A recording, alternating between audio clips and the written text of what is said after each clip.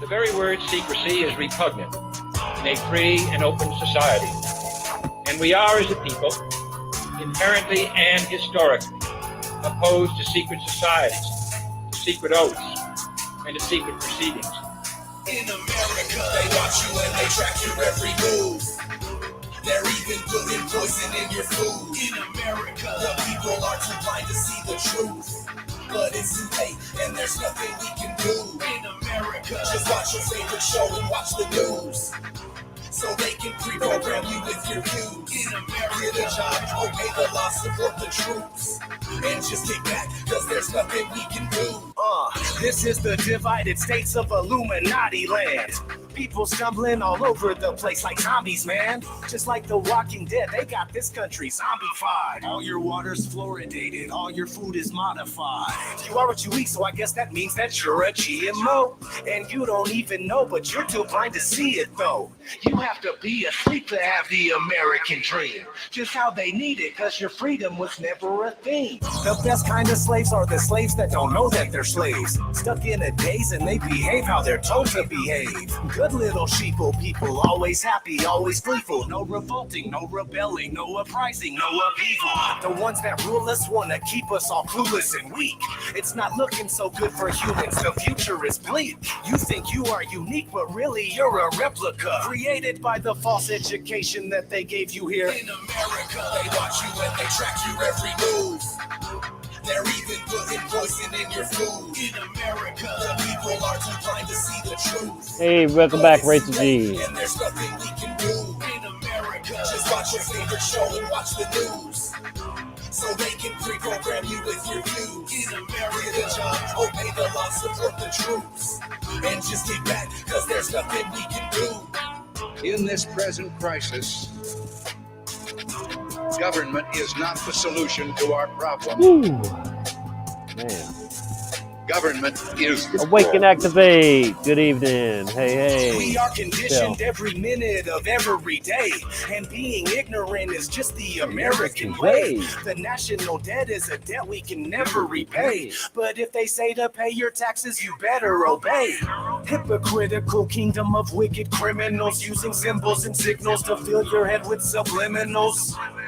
When you watch TV, it's corroding your mind. When the 5G network goes online, there'll be nowhere to hide. Electromagnetic frequencies all around us so frequently. Nothing is what it seems to be. They deceive us so easily. No one even believe in me while they're meeting in secrecy. Have you seen the world recently? Never treating us decently. What happened to liberty and justice for all? Dictators free themselves, but we don't get nothing at all. I just want you to know the truth, so please don't shoot the messenger. It's a bitch, but this is how it is when you live. In America, they watch In Canada, in China, in Australia,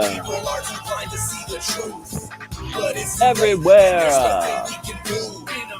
Just watch your favorite show and watch the news, so they can pre-program you with your views. In America, get a job, obey the law, support the troops, and just kick back, cause there's nothing we can do.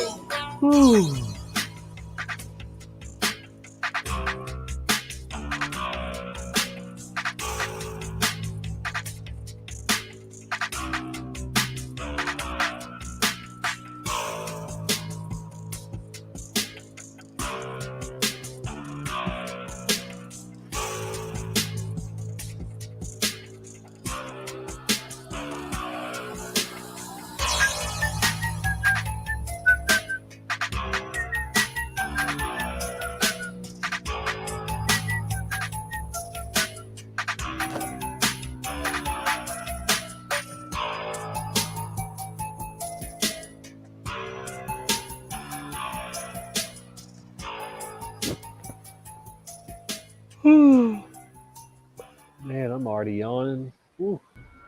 How long am I gonna make it tonight? ODD TV and Destiny To influence the Lab. masses, aim first at the least intelligent. Now let's see. Who looks nice and stupid? The sky is falling! A piece of it just hit the other hand! The sky is falling! Run for your lives, the sky is falling. At least that's what you think if you've been following the fake news. fascinating and frightening. They don't report truth, they ignore and deny it. Chicken Littles buy it, CNN supplies it to rile up these liberal moms. Cool, Rachel. They march in defiance. I keep forgetting that I wanted to talk about that. It's like silence, no dialogue. They don't want to debate. They can't articulate the thoughts. All they know is they hate. Believe they're on a team called the liberal left. They want to be victims, so they march lockstep. They're intolerant of all opposing opinions. Following the masters plan, they're like the minions. The fundamental difference in our two worldviews is I'm offended by lies and they're offended by truth. People sick of the politically correct. Evident in the president-elect. CNN said Hillary would win. Instead, we're making America great again. People sick of the politically correct. Evident in the president-elect. CNN said Hillary would win. Instead, we're making America great again. Here we are. Quote, undermine the faith of the masses in their leaders. If you tell them a lie, don't tell a little one. Tell a big one. Something very scary and evil is on the loose. Let's hope it's momentary and people are just confused. Ordinarily, we've always had multiple different views with the freedom to believe and speak the way we choose, and people changed. Almost like they've been possessed, became deranged. The socialists and feminists. As soon as Donald Trump became the president, something entered all the brains of the liberal left. Personalities split like a switch had been flipped, and the Hollywood elitists all lost their grip. They found out really quick their polls were all skewed, and everything they watched in life was fake news. So many walked away, the blue wave was just a puddle. They don't know what to say because they're living in a bubble. They like creative problems just so they can solve them. Chicken little liberals who think the sky is falling. People sick of the politically correct. Evident in the president-elect. CNN said Hillary would win. Alrighty. Well. I want to check out this video here, 5 foods to support your temple. I meant to share it earlier, and I didn't, so just want to check it out.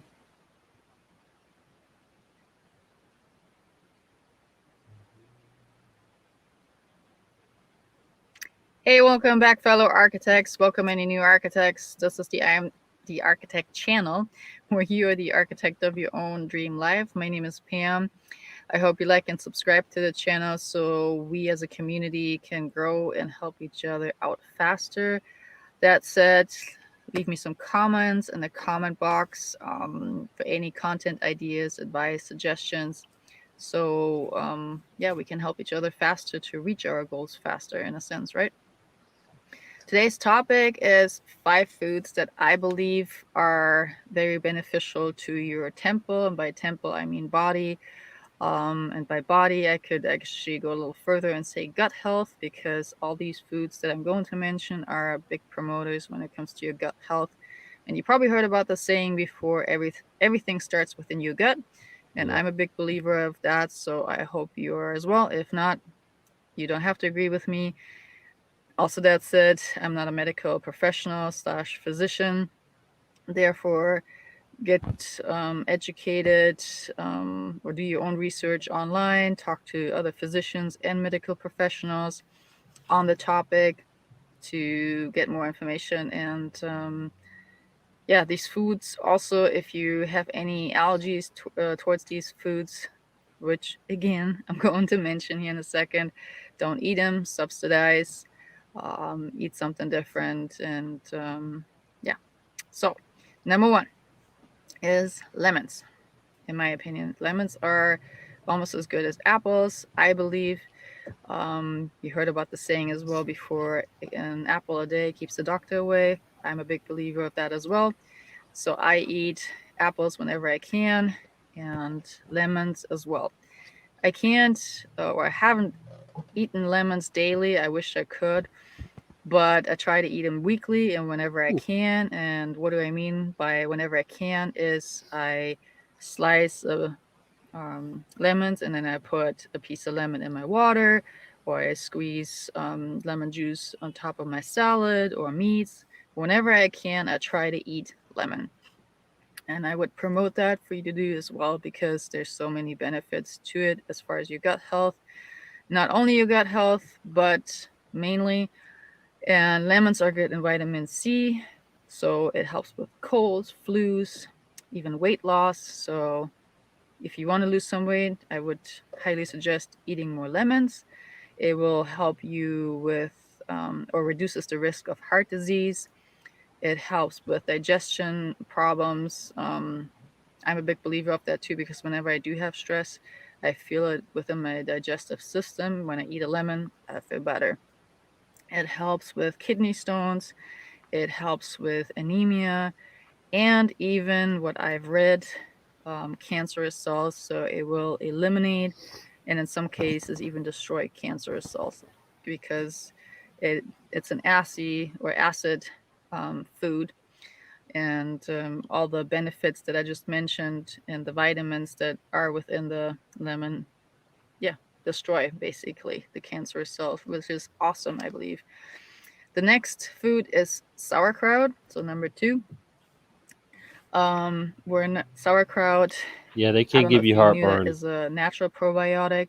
So if you don't have money to buy probiotics, I would highly suggest eat sauerkraut daily, because I mean, you eat a probiotic pill daily, right? Right? So why not eat sauerkraut daily? If you can't do that Ugh, yeah. due to the budget or due Not to a the taste, sauerkraut because either. it's also sour, Hey Rick, what's I happening? get it, I understand, but it would benefit you if you could eat it daily, if not, hopefully weekly. And I try to do the same. So sauerkraut, just to give you an example, is a big thing in Europe, especially. It was a big thing during World War One and during World War Two, because not only is it a Hey probiotic, but it Jennifer, helps welcome, kill welcome. the parasites and bacteria within your gut. So they used it as a form of medication, because they didn't have many medication pills, whatever, back in the day, and that's why they use sauerkraut. And it's awesome. You can eat, I guess, within a day or two, if you eat it raw, preferably when you have a lot of parasites or bacteria going on in your system. um, you see almost immediate results, as far as what I read and from my own knowledge, eating sauerkrauts whenever I feel funky or my gut feels funky. The next one is onions. So number 3, and onions is kind of similar to um, sauerkraut. I mean, sauerkraut is basically cabbage, and onions are in that same group, I guess. But onions, of course, taste a little bit different. Um, yeah. So, and where was I? So onions are good when it comes also to your digestive health and gut health, like all the others. But sauerkraut is a bigger promoter when it comes to the probiotic part, which the onions are not. But the onions are good when it comes to, let me think really quick. I had it on top of my mind. I don't know why I'm spacing it so much right now. Your blood sugar. It will help you reduce, or not reduce, regulate your blood sugar. So if you are, for example, a pre-diabetic patient, and even if you are diabetic, I guess, or a person that doesn't have problems with blood sugars, it will help you to regulate your blood sugars. And I can say that too, it's helping, because I tend to have low blood sugar. So whenever I do eat more onions in my salad, on my burger, or cooked on my steak, or Yeah, not a big fan of yeah, onions. whenever you can, try to eat it raw first, but then if you can, because of the taste, try to eat it cooked. It still has benefits to it um, when it's cooked. But yeah, try to eat it raw, and it will help you with your blood sugars. And not only that, it will help you with ulcers, as far as I know. It will help you with your gastric gastric system, basically ulcers. It will help you with so many other things too, which I can't name right now for some reason. But similar to sauerkraut, it has also a lot of vitamins. As far as fiber, it has a lot of fiber. As far as I know, it has potassium. Don't quote me on that now. And anyhow, so onions is a big thing to me too. Number 4 is avocados. And Haas avocados are avocados great too. when Haas, it's coming to not vitamins, because H. Haas. avocados Haas. have S. actually a lot of vitamins in them: vitamin C, E, K, B6, folic acid, magnesium, and excuse me, it's an overall healthy fat. You probably heard about that saying as well. So whenever you want to eat a little bit more fat or put more fat into your diet, because we do need fat as humans, try to eat an avocado. I don't eat avocados that much because I'm not a big believer of the taste of it. And you're probably gonna say now, what? Avocados are awesome, and they are. I mean, even ancient Mayan people, or people from way back in the day, they would promote avocados because they have so many benefits to them, and they do. They help with skin health and your hair, going back to your gut health. They help, they help, they help, right? So eat them. But I would actually prefer tomatoes, which is the next one, over avocados because I like the taste better. And tomatoes help more when it comes to, they help also with skin health and overall health when it comes to your temple, gut health. But they have more antioxidants in them, and so yeah, help more with cardiovascular diseases, heart diseases, also cancer. They have folic acid like the avocados, potassium, vitamin C. I just like the taste better of tomatoes. And again, if Who you're don't? allergic to tomatoes, if you're I'm allergic to allergic to raw avocados, tomatoes. Yeah. don't eat any of them. Subsidize, eat something else that has similar benefits to it. And it's going to be a tough one if you're allergic, but I'm pretty sure you will find some kind of food that you can subsidize. And if not, then at least try to eat one of the other two foods that I mentioned if you're not allergic. So those are the 5. Again, I'm going to go through them really quickly again because it's actually getting dark too. So lemons, sauerkraut, onions, avocados, and tomatoes are the 5 foods that I try to do, or try to eat daily. And let's say if I eat a lemon on one day, the next day I will try to eat more tomatoes if I skip the lemon. Or if I eat onions that day a lot in my meal, I will still sprinkle some lemon juice on top of. All right, we get it. We get it. We get it. Okay, we are going to move on. I'm struggling tonight. I don't know why. Anyway.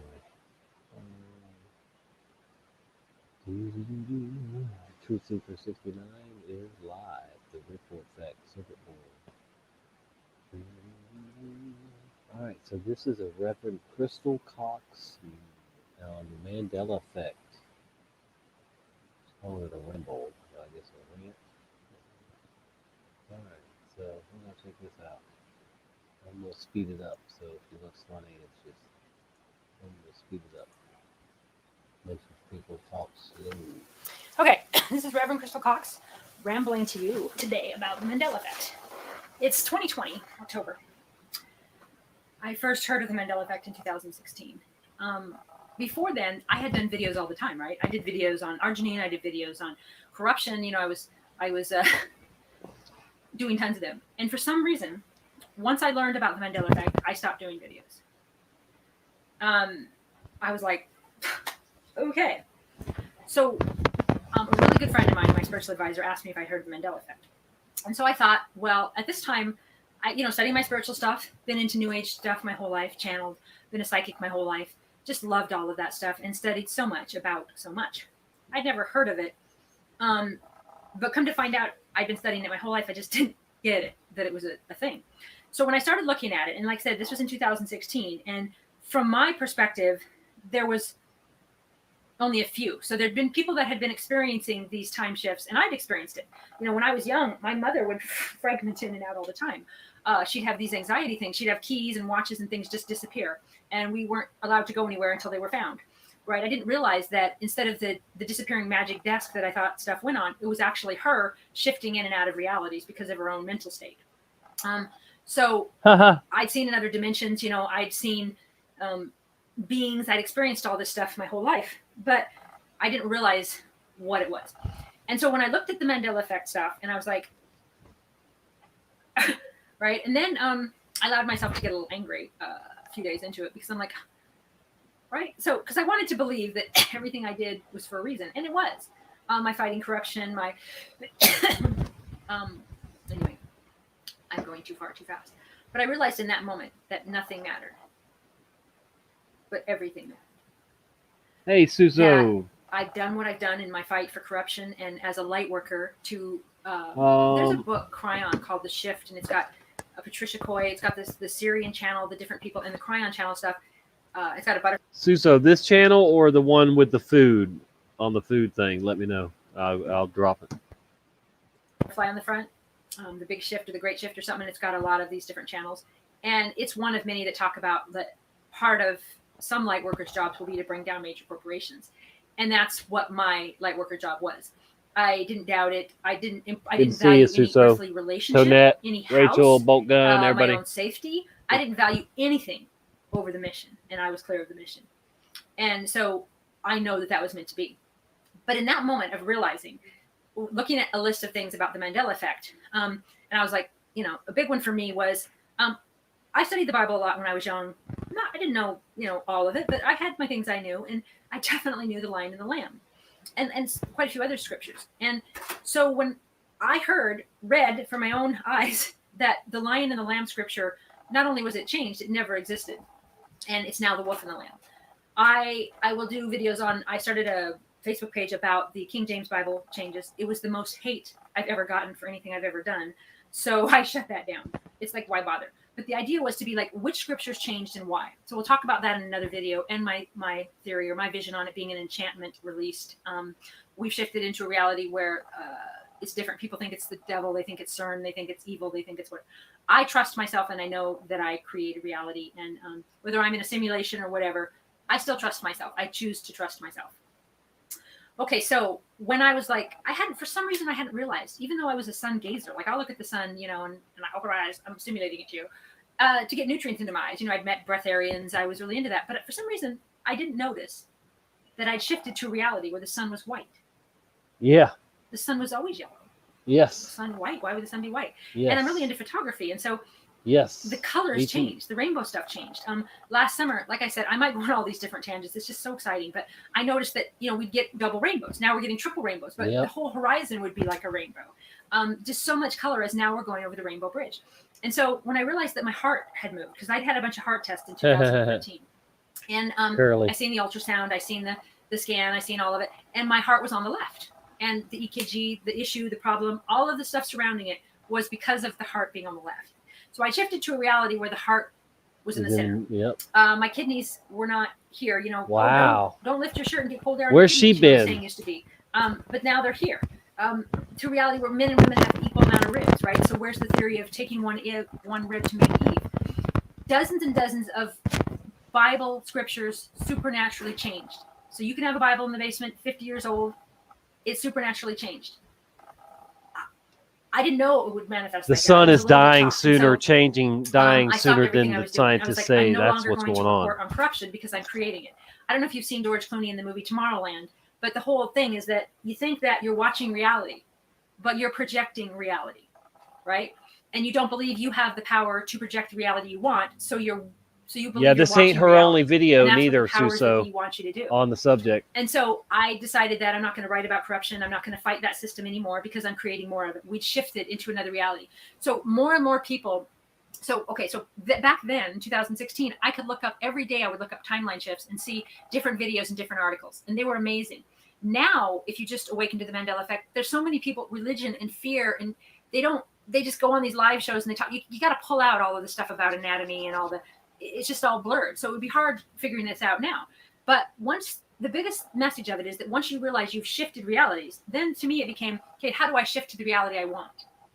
Okay, I shifted here. I can shift where I want. And I didn't want to talk about it. I didn't do any videos. I just studied it every day, and I wrote about it every day for myself, to understand how to shift reality. And I've been doing this heading towards 5 years now. And living in a vehicle for the most part. Different times I've spent times with friends. And so I was like, well, every trigger, every program, every thought. I have to, not have to, but that's what I want to do now. I didn't know how fucking hard that would be. But, and neither did my spiritual advisor at the time. But I cleared massive layers of my ancestral line of trauma, triggers, and Wow. programs I'm over surprised and she's over only and got over every 107 day for like subs. 5 years. And so to me, it became, okay, well, if I'm projecting reality, how do I get the reality I want? Oh, I can't just think positive and move there. I have to remove all these programs, all these old beliefs to get to the reality that I want. And there's no use in going out and preaching to everybody else to get their shit together, to heal this way, do this, stop this corruption, stop this, stop that, because I'm projecting the version of them or the version of that event or the version of that court or that corruption that's in my reality by my belief. And this goes to a certain level of mass consciousness. So I can only go so far because I'm in a mass consciousness. And then we can rise together. Hence now this great awakening and the CO2 increasing. We'll talk a lot more about that later, to raise the vibration of Mother Earth and her people so that we can all ascend because of the density of humans that us star seeds and light workers came here to raise that vibration. There's a lot more to that. But I didn't know that thinking positive and all that was a physical reality shift. I didn't know that I could walk down a street one day or walk down the same street for 20 years and then all of a sudden there'd be a 100-year-old farmhouse that was never there, that I could shift realities. I've heard stories of people that they're driving along on the highway, there's no car, then there's no car. I have been on forestry units way up in the woods where there's no trees, no bushes. Then I would see like a raven, right, come right at me. And I turned gone. So I've seen large birds go into other dimensions, just disappear. And I always just went, I must have missed it or didn't see it, or there was a, you talk yourself into all these things. And with the Mandela effect, you can, but only to a certain degree. Then you can't anymore, right? So the Bible was a huge deal. But then like magic mirror, right? So I loved, mirror, mirror on the wall, who's the fairest of them all? It never existed, right? So then I moved to reality where it never existed. My motto for my church and what I was always going to build, alternative medicine library, whatever I envisioned, since the first time I saw that movie Field of Dreams with Kevin Costner, if you build it, they will come. It was the whole thing. It was like, it doesn't really matter what I build or where I build it. I know they're going to come. I know it. I just feel the draw. I feel the energy. And to move into a reality where that never existed, it was always if you build it, he will come. She's shifting. So my own anatomy, knowing where we were in the universe, like on the universe maps on the far left, we were on the Sagittarius arm. Always, I have a photographic memory, just bring that up. Universe, you are here. Now we're on the right. We're in the Orion arm. I moved from that's thousands of light years away. Okay, so I don't have a doubt about when I was young and I'd have visions, I'd see things, I'd know things other people didn't know. Never had a doubt about it. Never had a doubt about my anti-corruption fight, the messages I got. Because once you see something and thousands of people can come up and tell you didn't see it, but you saw it, right? So once this happened, that became the only thing to focus on. And it didn't matter if I did videos and talked about it. I studied about it so that I could learn about it for myself and, yes, teach people. And I do consciousness consulting, and I teach people how to move to timelines they want. What? But everything became irrelevant because the only person to really work on and focus on was myself, because I'm projecting the reality I see. So fighting the reality on the outside was ridiculous at that moment because I realized I was projecting it. I'm the movie camera. I'm winding myself up and I'm projecting all of this reality out there. So for me to preach to it, teach to it, try to change it was irrelevant in that moment. I had shifted realities. Like I'm a computer program. You take the USB out of one body of mine, you put it in another. My consciousness moved to another version of me. My hand changed. This part was bigger. The thing around my eye, the different shapes of my head, my shoulder. There's so many anatomy changes. Come on. My consciousness moved to another reality. So that changed everything, right? All my studies on alternative medicine, all of my fighting corruption, real estate, jobs, this world, on any level, it changed it all. It became only me projecting the reality that I wanted and to assist others to do the same. Anyway, we'll talk more about this soon. And here we are with her part 2.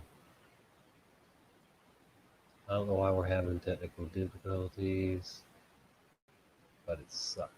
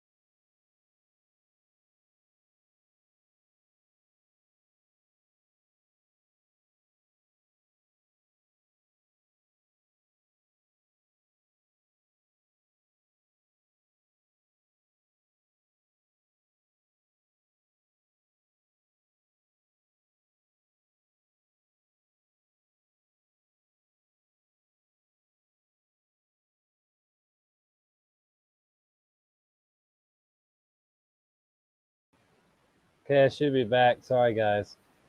Hello. I accidentally X'd off the StreamYard window, so that wasn't good. Let me get back and I'll start her part 2 message here on the ramble on the Mandela effect time shift, whatever she calls it. All right, sorry about that, guys. I didn't mean to click off of that. I surely did not. My bad. Let me start this again. Okay, Reverend Crystal Cox rambling about the Mandela effect. And so, like I said, I don't like to call it that because that's for Nelson Mandela. I call it a timeline shift. I've witnessed it. Pretty dramatic. This one friend of mine, she was. We should be back. Ooh, I just had a shift, a consciousness shift. She was very upset. And we were sitting down to breakfast, and she had her purse next to her, and she wanted to find her checkbook, right? So she was just kind of, and I'm like, let's just eat. Let's just calm down and eat, and then find your checkbook. She's like, no. So she took everything out of her purse, and how some women do. They're like, shake it out, and she's just all this. And then finally convinced her that we should just have breakfast. So she just put the stuff back in the purse, and we just ate. And then after breakfast, we looked in the purse, and there's the checkbook right on top. Now, everything was gone. And this was so representative of she'd shifted timelines, right? And this is what my mom used to do all the time when I was young, which I didn't realize. When she would lose stuff. Hey, Mr. LA. Or ghosts, you think ghosts Good are in the to house see and ya. ghosts take things. But what it is it's an actual timeline shift. And so that changed everything. My lifetime full of alternative medicine stuff, my real estate company, my anti-corruption stuff, internet marketing, everything I'd done, been, and seen changed in an instant because I was like, oh. So the different brand names that have changed, the different buildings, and the residual, like with Lion and the Lamb, there's residual on the internet. People are like, oh, it's on the internet. No, Yeah. I have, as you can see, tons of books. The book's changed, right? You open the book now and the map is a different location, like Ellis Island, there is thousands of geographical changes, anatomy changes, the sky changing, where we are in the universe. We shifted to a reality where that didn't exist. Songs, tons of songs, people's names, and like Joel Osteen, it's Osteen, O-S-T-E. Yeah, it It's was always Olstein. Bragg's vinegar. I have a photographic memory. I can see it on the counter. I've used it for 20 years. Bragg's amino acid. Hey, Mason. Was never existed in this reality. It was always Bragg. Depends. We're always depend in this. They're like, oh, they just changed the name. No, they never existed. And there's thousands of these. And once, for people, it's Bernstein Bears. People are like, oh, that's quite a phenomenon, or a bunch of people misremembering. No, we're not misremembering. We came from different realities. So to explain it to some people, I would say, okay, well, so there's the old earth and there's the new earth. But I've met people, I've interviewed different people here in my church about, say you ask them like 10 of these things, right? Whether it's Life is Life, a box of chocolates, the Magic Mirror scriptures, they'll have a mix now. Yeah. It used to be like one way or the other, but it's like now, as we're merging timelines and merging realities. So we'll talk about like Dolores Cannon stuff, convoluted earth, that every choice we made and didn't make created an alternate version of us, millions, thousands of us. And those timelines are collapsing now. And it's kind of hard to explain, but so these people would have a mix of, so they might remember one thing from my reality and then another thing from this reality. And it's interesting because I've known people that have been religious for decades, just really into the Bible. And, my mom being one of them, this other gal I know that I had, well, I don't like her too much, but very religious, remembered that it always being the wolf and the lamb, remembered unicorn being in the Bible, the word piss, wineskins, the bottle. There's so many changes that are in the Bible now that weren't there, and they remember them as they are now. So they're from this reality, or they're walk-ins, or they're background people like Dolores Cannon talks about. Definitely check out Dolores Cannon's videos. It's amazing. And also about going in when you're doing her technique of regression or whatever, and getting rid of cancer, getting rid of whatever, based on belief. I'll be right back. It's all about belief. So there's nothing more important than the Mandela effect. Nothing in your life more important than understanding this timeline shift. Understanding that it is your belief that projects reality. Understanding that you create every single thing in your life by believing it's there. I didn't know that was possible. Like I said, I studied ancient medicine. I'm like a 5th to 10th, who knows? It goes all the way back as far as I can find. I've been back in the 1500s of, witches and healers. And I've always been a seer. And I know, like the Pleiadian stuff. And I've always been into all of that and studied all of that. I really didn't understand that I'm the projector and that it is my belief that creates reality. Because it's like, it doesn't make sense, right? Oh, so if I believe I'm a millionaire, I'm a millionaire. If I believe I'm a, people love to say that, but it's a, yeah, if you believe it, but you don't believe something just because you say it. You have to find it. How can you believe it? So do you believe you could win the lottery for like $1,000? Okay, yeah, 5,000, maybe. Do you believe you could win 40 million? I don't know. You find where you can believe, because it really is your belief, but you actually have to believe. And so sometimes you have to take a step towards believing that could happen. I didn't know that I could move my consciousness to another body. Hey, Matt Pie Man. I knew, as I said in the prior video, like that if I was a book or a dog or a butterfly or whatever, that I would know that it was me inside of that being. My consciousness would be in there. I did know that at a young age, and I knew I was multidimensional, so that there was a part of my soul that was in a butterfly, that was in a giraffe, that was in an elephant, that was in a frog, maybe a grass. Trees have consciousness, that we experience all of these. I kind of knew that too. But this is beyond all of that, I'm literally projecting my reality, but like a game, it's a certain game board, right? So if I believe I can fly, can I fly? Probably, if I 100% believed I can fly, but I don't. I believe I do believe that when I sit on this chair, it's going to catch me. And then we go beyond belief to knowing. So once you believe something, once you actually know it to be 100% true for you, becomes true. Like that I know for sure this chair is going to catch me. Okay, chair might break, it might not, but like I'm going to walk across the floor and I'm not going to I'm not a ghost. I'm not going to sink into why don't ghosts sink anyway? I digress. So once you find a couple of things within the Mandela effect that you really jive with, yeah, some people go, oh, well, it's no big deal, or they think it's trivia or it's a game. There's nothing that matters more. Not one thing around your life matters more than understanding how you create reality and how you move from reality to reality. Perfecting your own mind is all there is, because you're projecting everything outside of you. So I stopped telling people different healing things. I stopped talking about corruption, because if I give it my focus, it exists in my world. The more I focus on it, the more it exists in my world. Right. And so I'm healthy, I'm strong, and I've been living in a car for pretty much mostly the last 5 years. I haven't been eating organics. I'm 50 years old. I'm healthy. I'm strong. I'm manifesting. And I had to get rid of massive layers because I was like, okay, at this point, all I have to do is to work on myself. Every program, every trigger, every thought, every single thought that comes up, where is it coming from? What is the belief? And it's a lot of work, but nothing else matters. So you can say, you can go to any therapy, whatever, energy healing, definitely I agree with, but talking it out over and over and over, woe is me, this happened to me, is creating more of it happening to you. That's how reality works. We are quantum. We create our reality by our belief.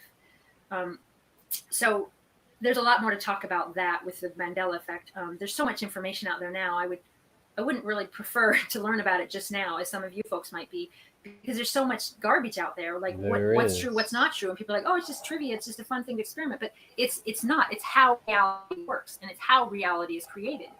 And there's nothing more important than your own belief. And so, if you believe you have to work to create money, then you do. If you believe that relationships work a certain way, then they do.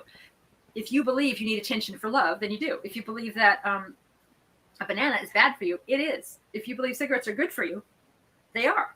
And I don't mean just auto-suggestion. I mean truly, really believe it. And in a society that claims opposite, you really have to know what it is you believe and be solid in that. Even if people all the time are complaining to you, oh, that's bad for you. Oh, that's bad for you. Don't eat that. Don't drink that.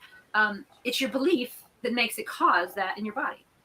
Anyway, we'll talk a lot more about that. That's just a little bit on the Mandela effect.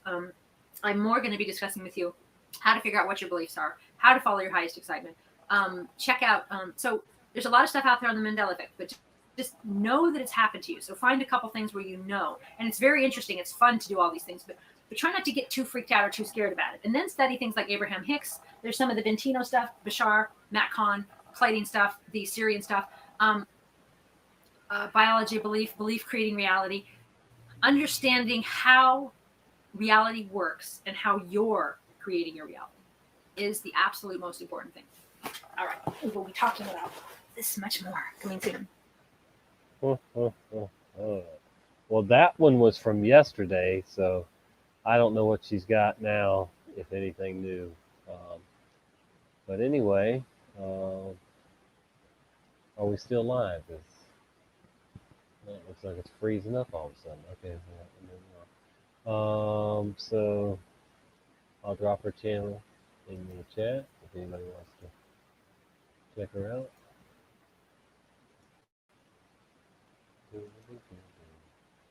She has some wild theories there.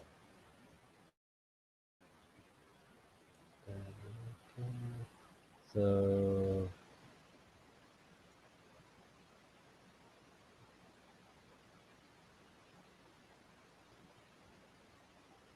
yeah, we saw her latest one. She's got a bunch of others. So, there you go.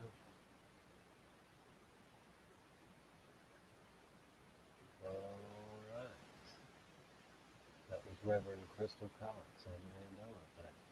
Now this guy says people suffering with the Mandela Effect have no memories. Okay, cuckoo, magoo here. It's just a quick video by somebody who doesn't know what he's talking about. And obviously, there's no line. Hi, I'm Jerry Mars. I'm going to show that anchor memories are pretty solid with us that are suffering from the Mandela effect. And as proof, I'm going to solve this Rubik's Cube real quick. So it's not going to be any record attempt, but well, let's see what color we're going to start with here. And we're going to start with red. So red it is. Okay, just really quick here. Lining everything up.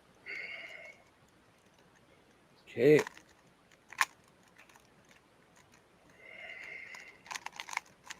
And I'm sure there's much easier ways to solve it, but this is the way I was taught. Is it Rubik's Cube And spelling I'm a gonna Mandela Effect too, or so- something? I don't know, some. I'm going to solve it this way. Okay, now we're going to go ahead and It's 423 somewhere. Just saying. Yep. Puppy's over there whining to go outside. Hang on, Zeke. I'll be really quick, buddy. You'll be out in 2 seconds. Well, Is he going to maybe talk not about the 2 Mandela seconds, but Effect? more I 2 wonder. minutes. If I can just hurry this up a little bit. And okay, so now I got the bottom half of it solved. Let's work on the top half. And okay, there's a star, and then let's see.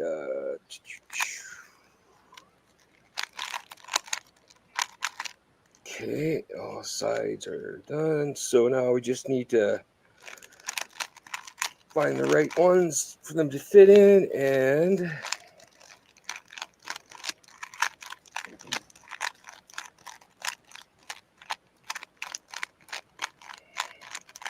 oh, it's a long one. I think I missed it. Let's see if I can find it. There it is. There we go.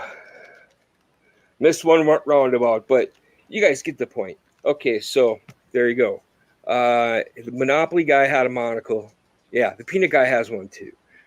He was also referenced in Ace Ventura's Pet Detective 2. Little guy walks downstairs wearing the Monopoly outfit with the monocle. Carrie punches him in the, socks him in the jaw and says, "You must be the Monopoly guy," and so many others. So I'll see you guys online. Take care. Oh, I thought he was going to talk against it, but I guess he is Mandela Effect. All right. Awkward occurrence late night show. Mandela Effect new age belief. Delusional fools can't spell Imodium. Okay. This is Geneva, Switzerland. Here, buried over 300 feet beneath the earth and covering a remarkable 17-mile expanse, is the largest and most complex machine ever created, the Large Hadron Collider, or LHC, smashing tiny protons together at speeds of nearly 670 million miles per hour. nearly 670. All right, this is Awkward Cars or Awkward Entertainment. So let's take a look at some new delusional videos from delusional people. Oh, we're delusional, huh? Top one, don't I'm know what glad they're we're not talking about, delusional. but I'll it's tell a you that much. delusion. I'm glad I know what time it is. Number 2 is still another delusion. Don't know what they're talking about. Number 3. Let's get to the main one. I don't know what they're talking about. Batman. No one cares, dude. No one cares. Lucid dreaming, right. You want to talk That's to your Robert's little demon show. friends, and that has nothing to do with Mandela effect. I tell you, most people in Mandela effect are either in it to try to get money out of the 40 people who watch their live stream, or because they've been messing with new age, esoteric, whatever teric, magic, meditations, which is why they still cuckoo. Let's go to Imodium. So this guy believes Imodium has changed. It's such another small effect. These are such small things that don't matter, that don't prove anything. I think they're too lazy to read quantum physics books. Like they try to lean on quantum physics and quantum theories, but they don't present those theories in live streams. Even though the theories are just blah blah blah lies, but as you can see, it's more the same delusional. Or one M is missing, or M is not supposed to be there. Well, in our universe, the M was there. More the same delusions. There's more videos. Feed the delusions. Feed the craziness. Scarabs. System And that failure. is about it for this video. More Tinkerbell, more bull, more This guy's recycled a Star moron. Wars, like 10 years running. And this is Brian all they got, Staveley. 10 years running. Obviously, you see nobody watch this crap. Ain't nobody All watching right, yours, I'm getting crap, nobody. dude. It's been awkward occurrence, awkward entertainment, Except and to I will laugh at see it. you in the next video. Wow, what a dummy. All right, anyway. So, quantum theories on the Mandela effect, speculations with Lily Evans. This one's only 3 minutes long.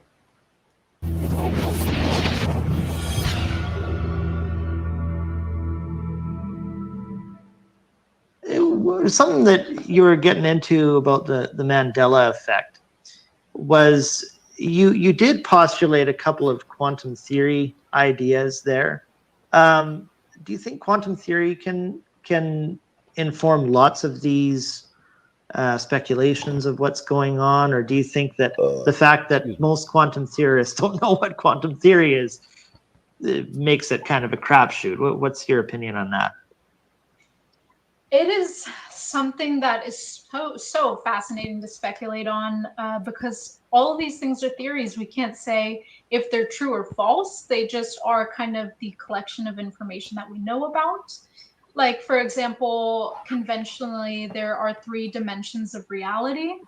Time, I think, and 2 other ones that are escaping me right now. But conventionally, there's thought of to be 3 of them. And then some theorists will say that there's 10 or up to 26 versions of reality. There's a whole lot of numbers thrown in there. And I think that quantum theory could be a really interesting point of view about things like the Mandela effect.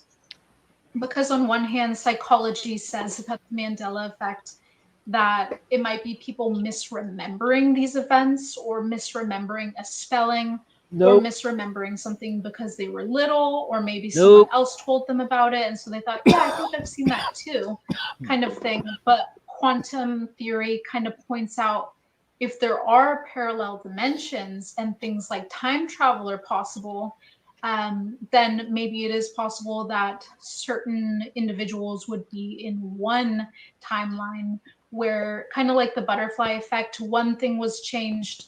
I've done a show on the butterfly a series effect. of events that possibly somehow creates another parallel dimension, in which case other people are living in.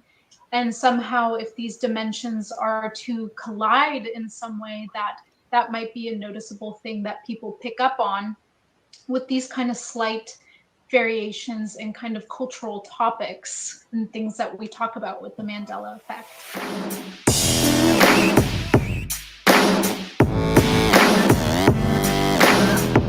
Okay, that was Derek London with Lily Evans.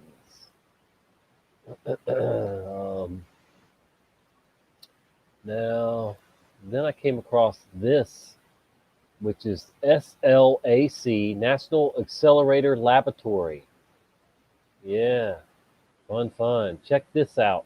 Uh, they put this out 6 months ago on the COVID 1984 pandemic. This is just they're like CERN, a mini CERN. As the world grapples with COVID-19, Slack scientists are turning their attention to SARS-CoV-2, the virus behind the disease.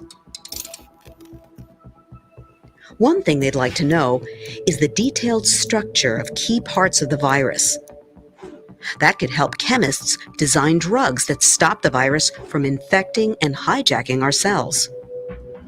Garbage. With Slack's cryo-electron microscopes, scientists freeze bits of a virus in place, then fire electrons at them to look at their atomic structures and how those structures bend and twist. They can even look at an entire frozen virus or cell, which can reveal details of how viruses infect cells and what they do once inside. Propaganda.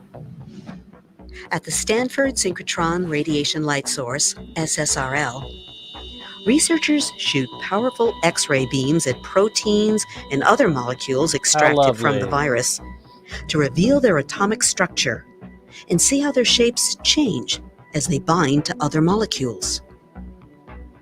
For example, these techniques can help determine the shape of the coronavirus spike proteins that attach to our cells and how to modify them to prevent infection. Similar studies at SLAC have contributed to our understanding of viruses behind past epidemics, such as the original SARS coronavirus and the Zika virus. SLAC staff and other scientists who use our facilities are only just beginning their research on SARS-CoV-2. Much of the work will be done remotely with the help of automated systems. It will take many scientists at organizations all over the globe to fight COVID-19. We are proud to be joining them and look forward to contributing to the world's understanding of this deadly disease. Blah, blah, blah. Give me a break. Okay. Boy, they got a treasure trove of crap here, I can tell you that much.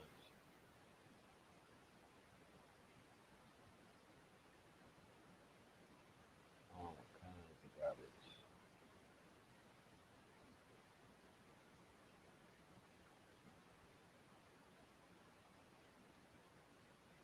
Cooking gold to design tougher materials.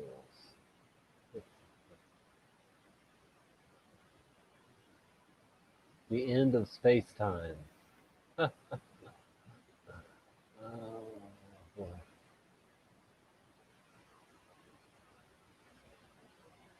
Single particle energy. Dark matter. Taking down a giant. 699,666 tons of slacks of accelerator removed for upgrade. Schrodinger's cat molecules give rise to exquisitely detailed movies. Now you know that's what they refer to with the Mandela effect is the Schrodinger's cat thing. That's got 120,000 views on it, where most of these here have a lot less than that. I know y'all know what the Schrodinger's cat theory is. There are cats in the box, is it dead or alive, All right, so check that out. All right, speaking of Schrodinger's cat and that theory there, I want to go over here and go ahead and look at the trailer for Deja Vu. Okay, I watched Deja Vu last night with my sister, and before I even watched it, she had started watching it, and she found where they say in it that it's a flat universe, and because it's flat, they're able to fold time, space, or whatever, and make a wormhole, and that's how they are manipulating time, space, and matter, or time traveling, etc., whatever. But yeah, deja vu.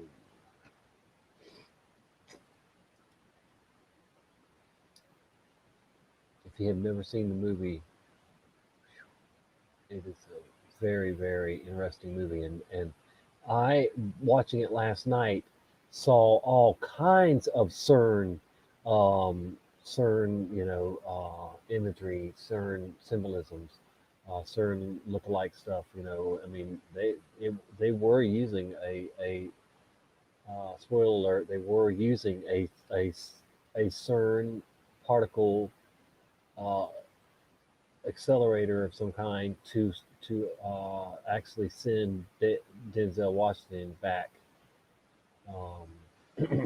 into time. So, all right, here we go. This looks really good here.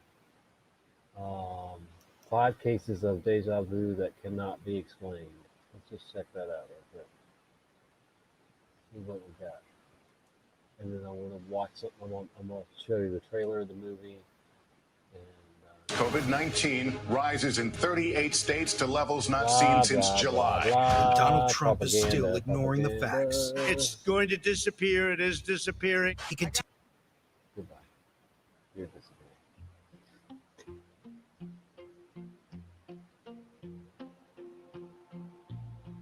As much as 70% of the population, when closely examined by doctors and medical professionals in the scientific field, have reported instances in which they have experienced some form of reoccurring deja vu.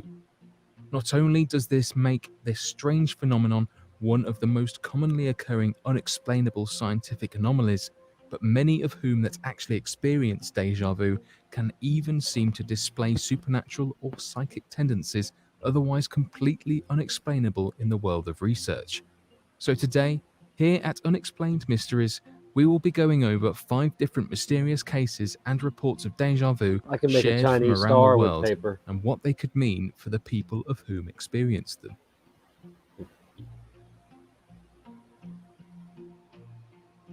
The premonition that prevented a car crash.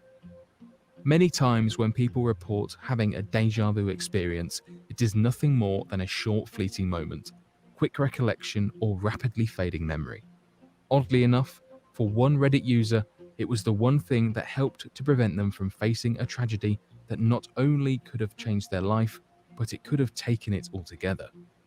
One Reddit user reports in vast detail an instance in which they were attempting to drive home from a long day at work and experienced a shocking premonition of a car crash. According to the user, he was supposedly driving on the Garden State Parkway as he vaguely remembered seeing his car completely totaled on the shoulder of the parkway as if he had been in a terrible car accident. Although at first he did not understand why he had this strange premonition, memories soon began playing back to him as if he was slowly watching a clip of events that were to unfold. He quickly had another premonition of a car suddenly darting into traffic and slamming into him with a terrible force. In an almost gut reaction, he hurriedly moved over a lane in order to try to give himself some extra time to react to a sudden merge in case his premonition came true, and almost like clockwork, as soon as he moved lanes, a car quickly darted into traffic as the driver was staring at his phone, being completely unaware of where he was going. According to the Reddit user, in his premonition, not only did he see in detail the make and model of the car, but he could even recount with incredible detail where he was in his premonition and the actions taken that soon played out around him. Not only does this show that a deja vu is more than just a random memory or false premonition, but that it can even have as drastic as an effect as saving one's life.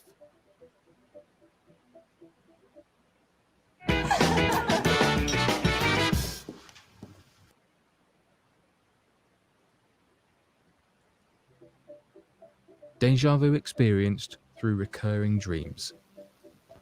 Though some can report experience. Okay, that's what came to mind when we first started this video here, I had a recurring dream, same dream, for years, and it was started when I was a kid, and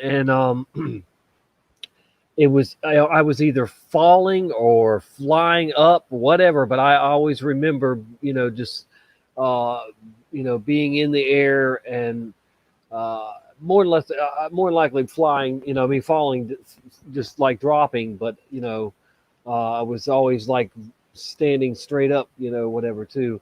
And I had to pray about it for a long time to keep praying. I kept praying for it to go away and stop.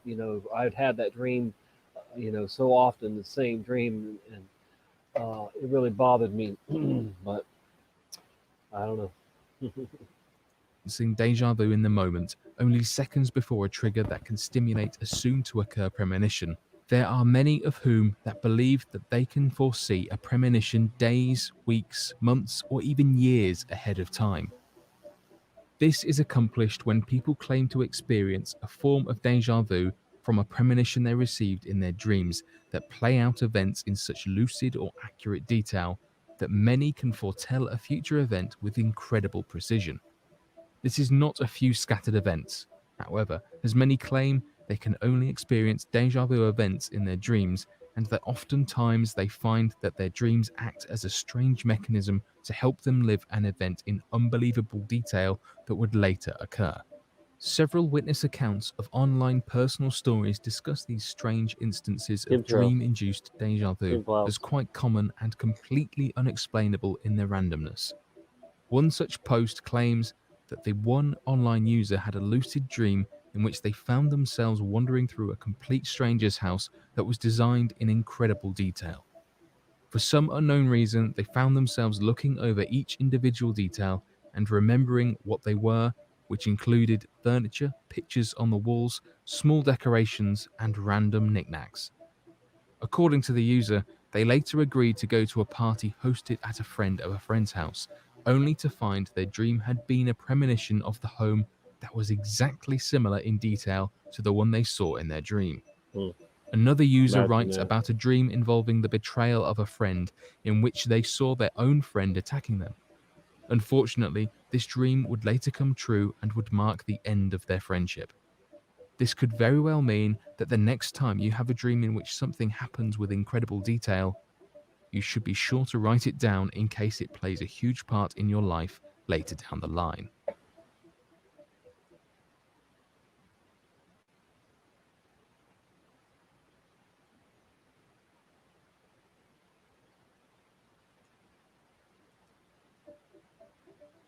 Inducing deja vu through anxiety.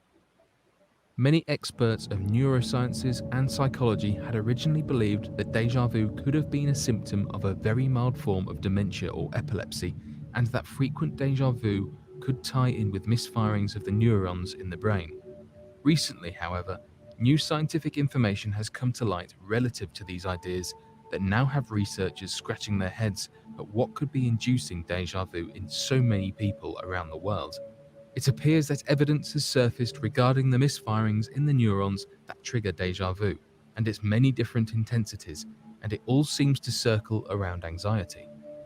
New studies and research has shown that anxiety could be one of the main triggers for deja vu, and that intense forms of anxiety could lead to what is being referred to as psychogenic deja vu, in which a person's brain mimics the firings of psychogenic inducements.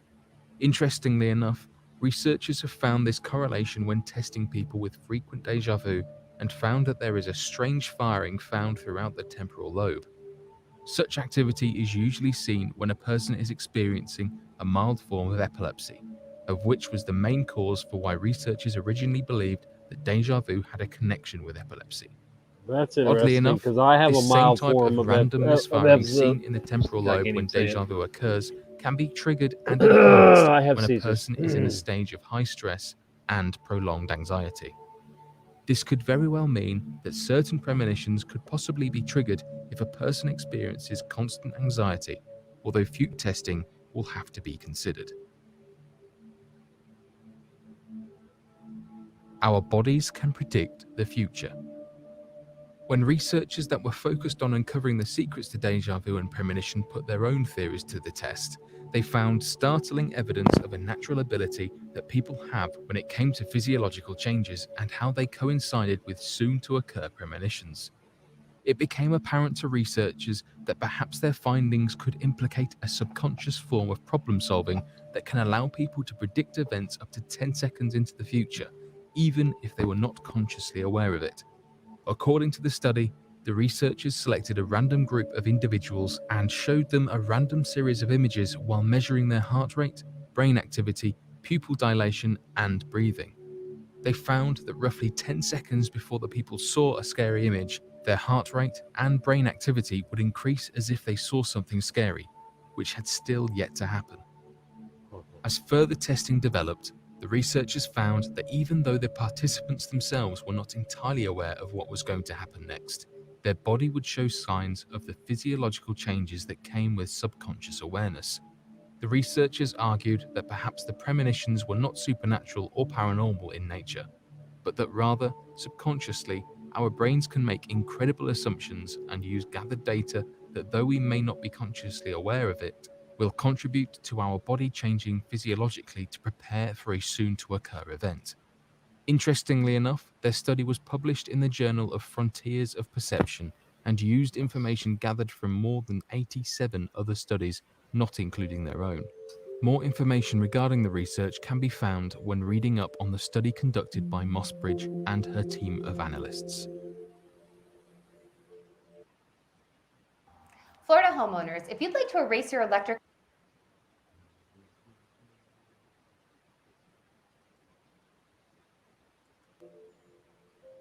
The student that has lived his entire life. Similar to that of the popular movie known as Groundhog Day, one anonymous student currently being studied by researchers claims to be stuck in a continually repeating time loop, living his life over and over again without pause. According to the researchers, a psychology expert from the Sheffield Hallam University, known as Dr. Christine Wells, came across a 23-year-old man from the United Kingdom of whom suffered from what was described as frightening episodes of constant deja vu that made him feel as if he was reliving his life over and over again. The medical condition was so bad that in fact the young 23-year-old man, of whom has chosen to remain anonymous, has completely stopped watching television, listening to the radio, or reading newspapers, as he described feeling as if he's seen it all before. Dr. Wells believes that this strange time-looping condition was caused by intense feelings of debilitating anxiety that had manifested in the young man for several years prior to the development of the constant deja vu. Not only did Dr. Wells publish her findings and study into the individual, deeming his condition as one of the first ever recorded cases of psychogenic deja vu in the Journal of Medical Case Reports, but continues to this day in studying the young man in the hopes of better understanding his condition, its triggers, and how to fix the random misfirings in the brain. As the news of the story has come to light, many skeptics have looked into the findings to also find the claims to be true, despite the young man wishing to stay anonymous. Because of this, several academics from the United Kingdom, France, and Canada have contributed to the report published by Dr. Wells, and funding for larger studies of a link between anxiety and deja vu appear to be at the forefront of their research.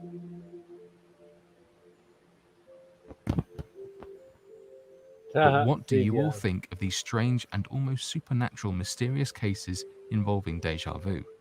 Be sure to leave your questions and answers in the comment section below and help us to grow this community while working to solve these unexplained mysteries.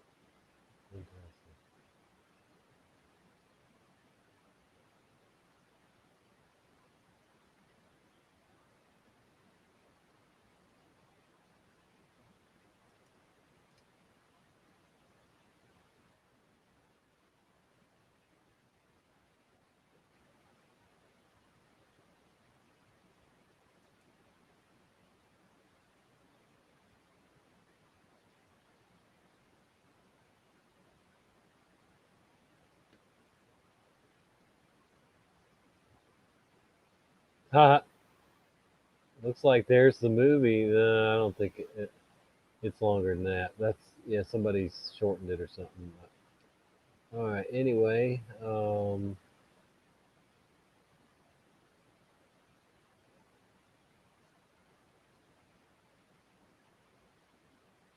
here is the trailer to Deja Vu if you've never seen it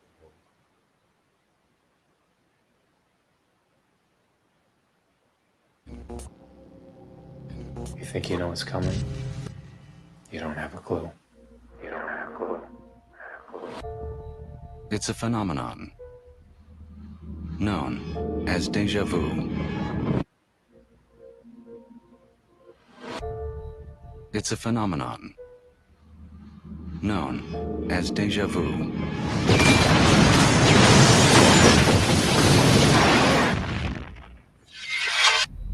You arrive at a place you've never been, but it feels familiar.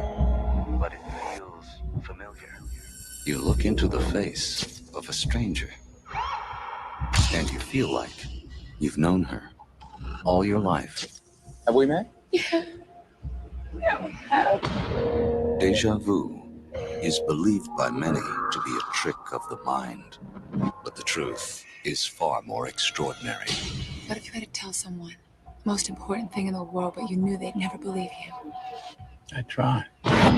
Doug, I've been put in charge of a newly formed investigative unit. I want you on the team. Why me? We've got some unique time constraints. He has been shown a secret. It's a brand new program. We can look anywhere 4 days in the past. The government doesn't want you to know. This is not surveillance. This is the actual past. Yes. They found a way to fold space back onto itself. Remember the blackout we had a few Sir. years back? Half the Northeast, you're saying you guys? 50 million homes? My bad. They just showed you. This Thanksgiving, the key to stopping disaster. You think you know what's coming? You don't have a clue. Starts by unraveling the mystery of deja vu. What if you had to tell someone the most important thing in the world, but you knew they'd never believe you? I tried.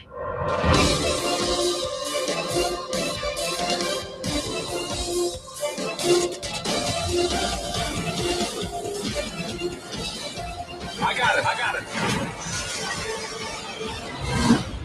You know you don't have to do this. What if I already have? Deja vu. If you think it's just a feeling, go back and look again.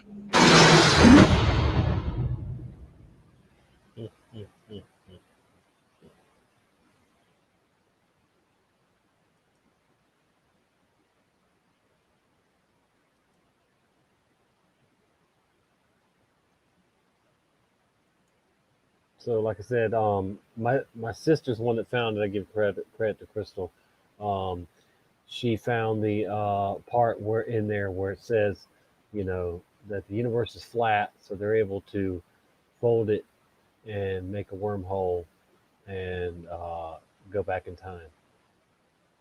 So there you go with that. I'm trying to find.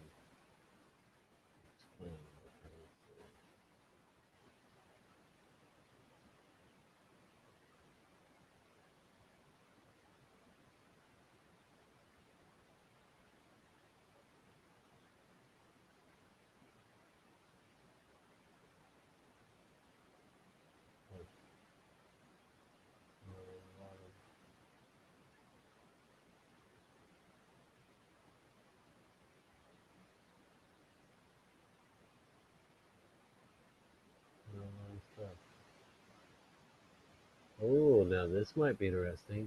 The fascinating relationship between deja vu and premonition.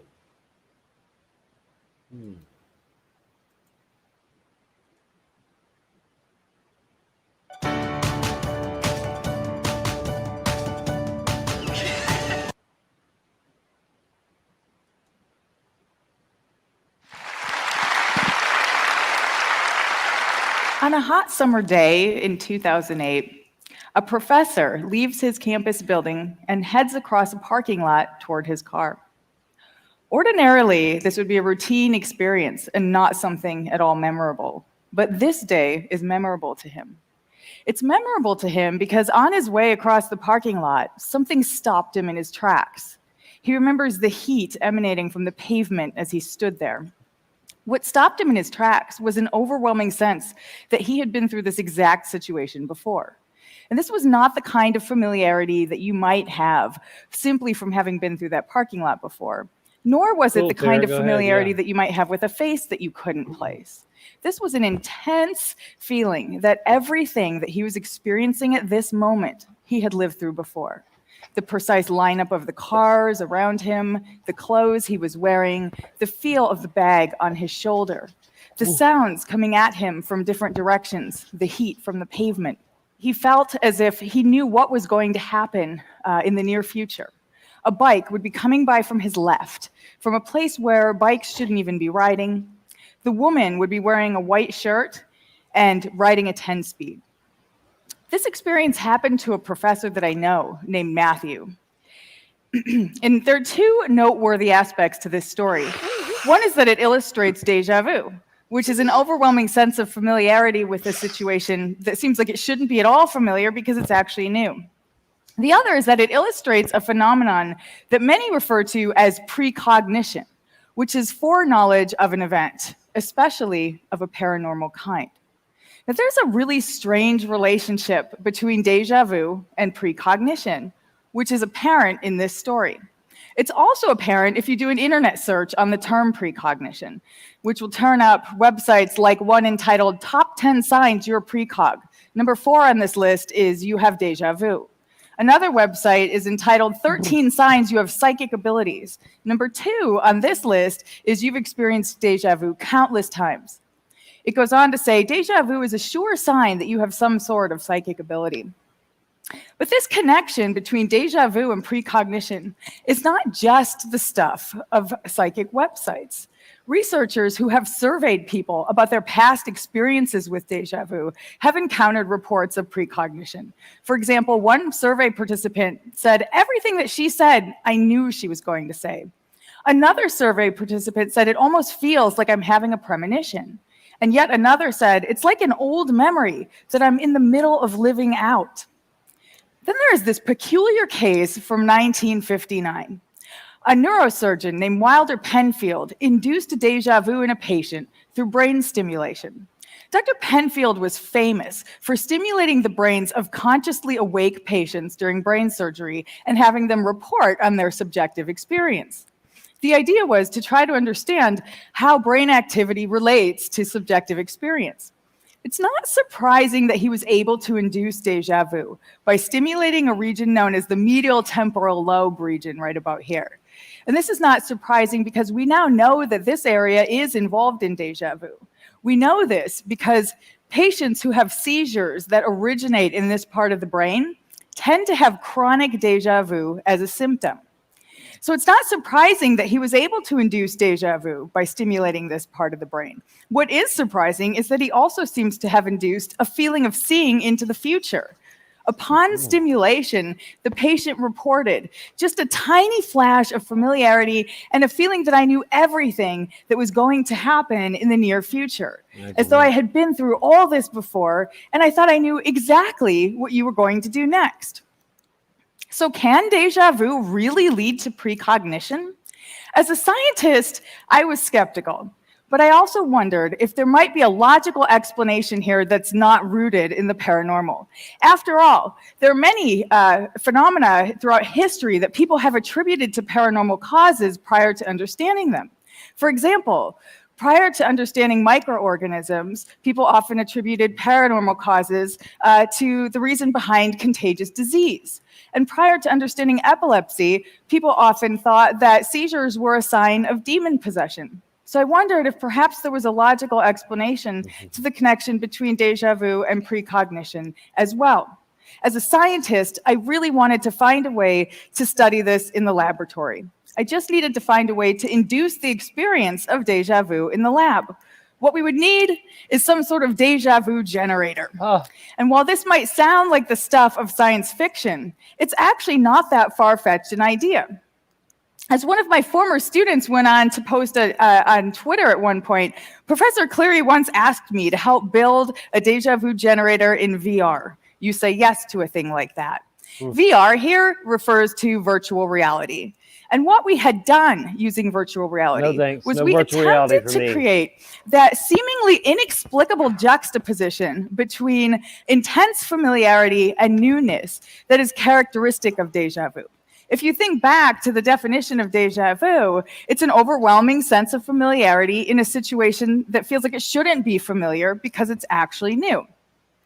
Well, our déjà vu generator was based on a theory about how déjà vu works. The theory is that if you're in the midst of a current experience and there happens to be a highly similar prior experience somewhere in your memory, that prior memory can produce a feeling of familiarity with the current situation. If you happen to be able to call to mind that prior experience by consciously recollecting it, then you won't have déjà vu because that feeling of familiarity will be explainable. However, if you fail to consciously recollect that prior experience that is sending you those feelings of familiarity, that is when you're likely to have déjà vu, because now you're faced with this feeling of familiarity that's not easy to explain in a situation that seems new. The more intense the feeling of familiarity, the more likely déjà vu is. So we attempted to create this type of experience using virtual reality. And the way that we did this was to create high similarity between otherwise distinct scenes by creating identical spatial layouts Got some weird between legs. them. This is a bird's eye view of how we achieved this. Thick. On the left is a bird's eye view of the spatial layout of an aquarium. On the right is a bird's eye view of a spatial layout of a reception area. So we would place participants within a scene like the aquarium, and then sometime later on in the study, we would place them in the identically configured scene, like the reception area. Here's another example, this time of a bedroom, and here is its identically configured scene, a clothing store. We developed dozens of these types of identically configured scenes for use in our study. And the idea was that when a person is immersed in a scene like this clothing store, if they fail to recall the spatially similar scene from memory, in this case, the bedroom, will that juxtaposition of familiarity and novelty lead them to be more likely to report déjà vu in this case than in a spatially unique and new scene? And sure enough, that is exactly what we found. People were more likely to report déjà vu among scenes that spatially resembled earlier but forgotten scenes than among completely spatially unique scenes.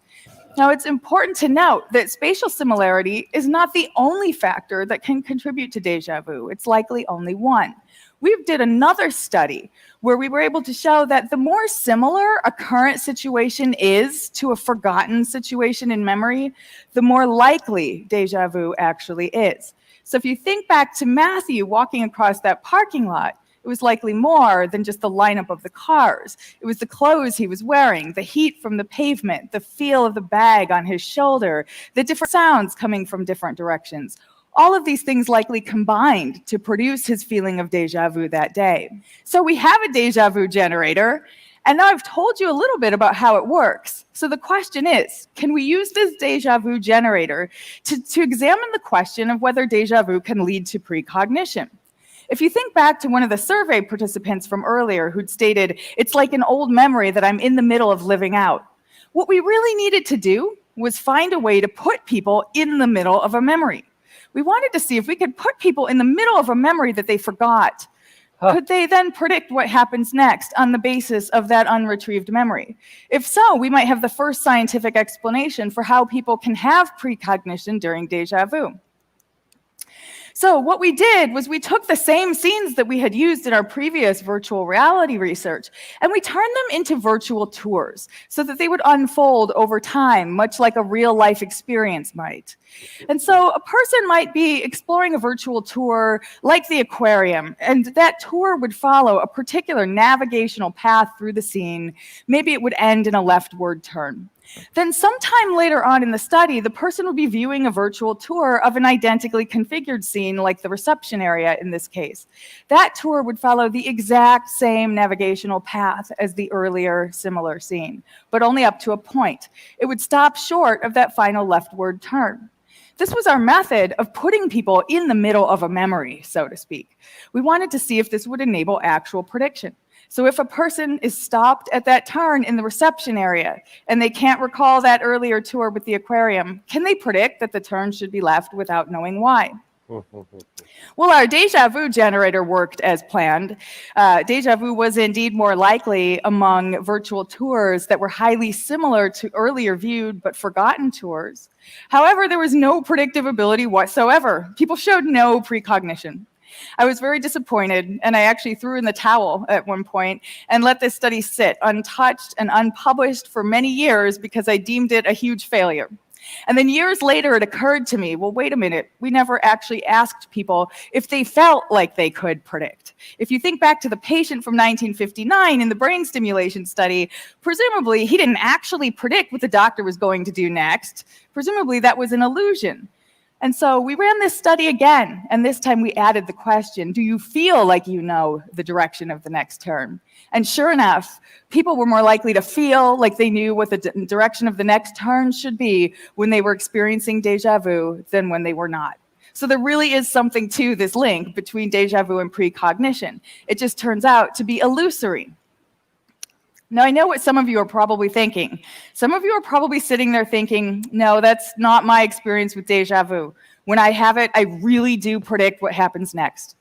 I was talking about these results at a conference once, and a scientist approached me afterward, and he kind of looked both ways to make sure nobody was around, and he lowered his voice, and he asked, well, but how do you explain when you really do predict? And so I thought about this for a long while. And I began to wonder if perhaps our brains have a way of tricking us into thinking that we predicted after the fact, when perhaps we hadn't. And so the idea goes like this. Perhaps when we're in the midst of a deja vu state, it feels to us like we're right on the verge of retrieving from memory this entire situation around us, including how it unfolds. This might be somewhat similar to when you have an experience of a word on the tip of your tongue. You feel like it's right there, you don't quite have it yet, but you're going to have it any moment. We might call it, in the case of deja vu, being on the tip of an experience. If you're on the tip of an experience, it might feel like you're right about to retrieve exactly what happens next, and this might give rise to a feeling of precognition. Then, as the situation continues to unfold before your eyes, it continues to feel intensely familiar. Well, perhaps that intense familiarity is taken to be a signal of having correctly predicted. Maybe it makes us feel like we knew it all along when we really didn't. So to test this in the lab, we used our virtual tour approach again. So we had people view virtual tours where they would stop short of a turn and they were asked, are you experiencing deja vu? And do you feel like you know the direction of the next turn? But then what we did differently this time is we then let it continue into the next turn. Now we had set this up so that it would essentially be like trying to predict a coin flip. For every participant, there was a 50% chance that the turn would be left and a 50% chance that the turn would be right. In this case, the turn went left. But the participant was then asked, did that unfold as you had expected? And sure enough, what we found was that people were more likely to feel like they knew it all along following deja vu. We ran a slightly different variant of this study where we additionally asked people to rate how intense their feeling of familiarity with the scene was. And what we found was that high familiarity intensity is the common thread to all of this. When you're faced with that juxtaposition of familiarity and novelty that's difficult to explain, if that familiarity is really intense, it can lead to an illusion of precognition, like you're right about to predict. And then after the scene does unfold, it can lead to an illusion of having known it all along. So in short, deja vu doesn't lead to precognition, it leads to illusory precognition. Thank you. Very interesting. Maybe not to you, but it was to me. All right, so like I said, if you get the chance, definitely see Deja Vu for the first time or second time or 10th time, whatever, and just look closely when they get to the science stuff, and you'll see all the CERN symbolism and CERN talk and stuff. Yeah. So 2006 is when it came out. Dun, dun, dun. that. Let's see what's going on YouTube. I am getting, it's 11:11 here, folks. 11:11. Truth Seeker 69 is still.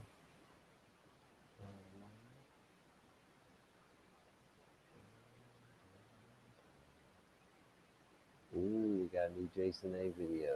All right, let's check this out. And what's being called the moon event of the year happens on Halloween night for the first time in decades. A full moon will be high above the entire U.S. on October 31st. Halloween night will be a little spookier than usual this year. Throughout folklore and mythology, the full moon has always been linked to strange happenings on our planet. So in a way, 2020 has been one long full moon. Yeah, there's usually 12 full moons in a year, one for each month. But this month, Yeah, man, October will that's be the shining feeling I extra got bright. too. During an eventful It was like they were just trying to, say false memory stuff. That's why I was interested in what they were saying. It's just I figured they were trying to talk, propagandize the theories of the Mandela effect and that stuff too, deja vu. Yeah, they just want to blame it on bad memories. year for the moon with 13 full moons. The rare super blood Thanks for wolf blocking moon pork on chops, January guys. 10th, back to back tear to it back over, super moons in March, April, and May, and now in October with 2 full moons. The one Saturday has its own special name. First full moon that we've had on Halloween in 76 years, and it just happens to be a blue moon because it's the second full moon of October. The last time a full moon was seen on Halloween in all U.S. time zones was 1944. It's the kind of celestial event Steve Wessling is excited about. This is unique. And he suggests you pause for a moment and take a look. Go and view it. See what you can see. You remember those events. Oh, it's unbelievable. It's unbelievable. Actually, look at this live shot from Sky 2 right now. It looks like a harvest moon, right? Like a pumpkin. The phrase once in a blue moon usually means a rare occurrence that can either be lucky or unlucky. And isn't there something about a full moon on Halloween night that means anything can happen? It's stuff. Werewolves, Stuff goes down. Yeah. I mean, at least somebody will be out there. Suzanne. That is beautiful, though. You know what? Let's hope it means lucky. Yeah, exactly. We don't need any more. We got to turn it around. Well, we begin with breaking news. A strong earthquake in the Aegean Sea has shaken Turkey and Greece. Turkey has been struck by a powerful earthquake off its Aegean coast, causing buildings to collapse in the coastal city of Izmir. Earthquake that hit about an hour ago in the sea between Greece and Turkey. This is new video that we just got in of one of many buildings collapsing. It's just it's stunning the amount of damage that we're going to see there yet to be. Turkish media have showed the wreckage of a multi-story building. This is in central Izmir. People climbing in to try and reach anyone who might be trapped inside. It seemed to be affecting both Greece and Turkey. So those two countries have both been affected. And now I think it is worth emphasizing this was a very significant earthquake. The magnitude has been estimated at something between 6.6 and up to 7.1.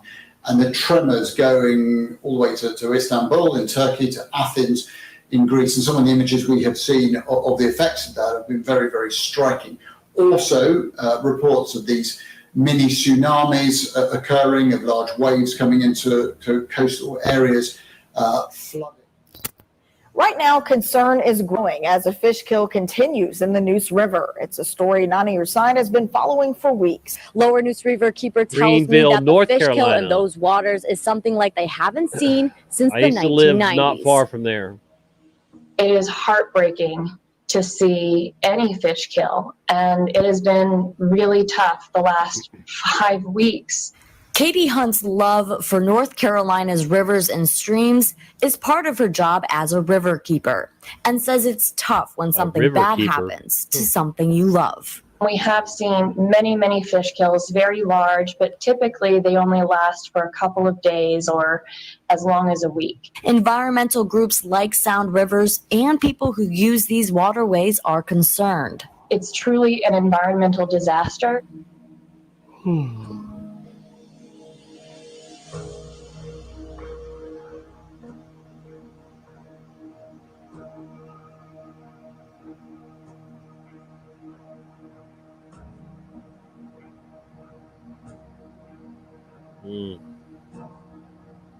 Wow, that's Australia, they said.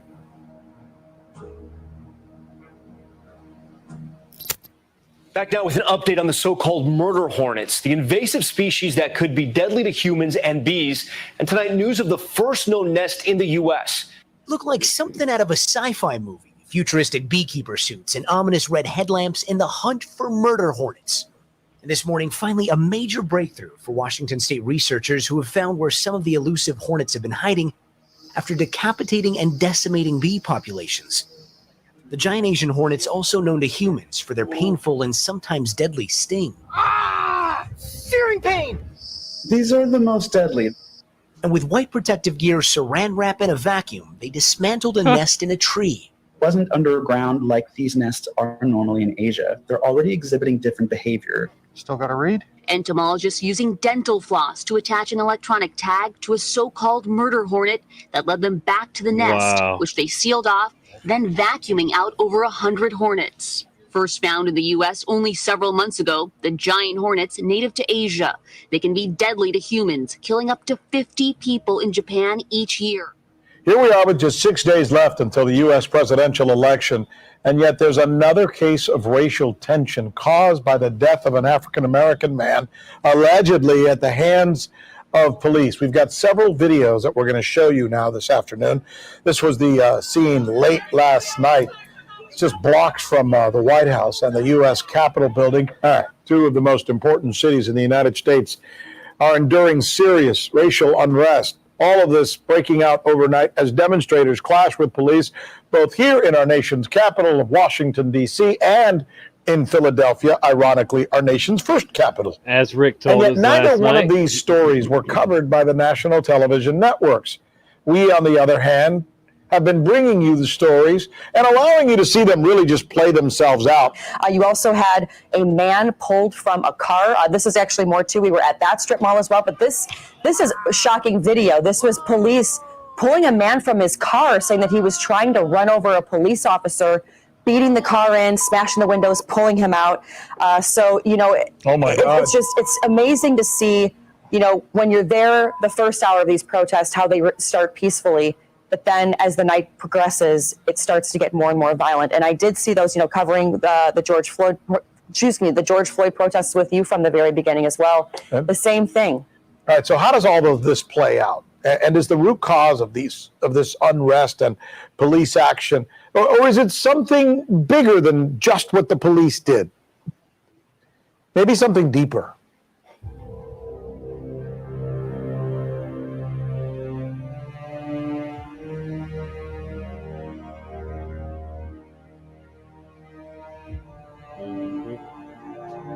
Nation will rise against nation, kingdom against kingdom, and there will be great earthquakes in various places.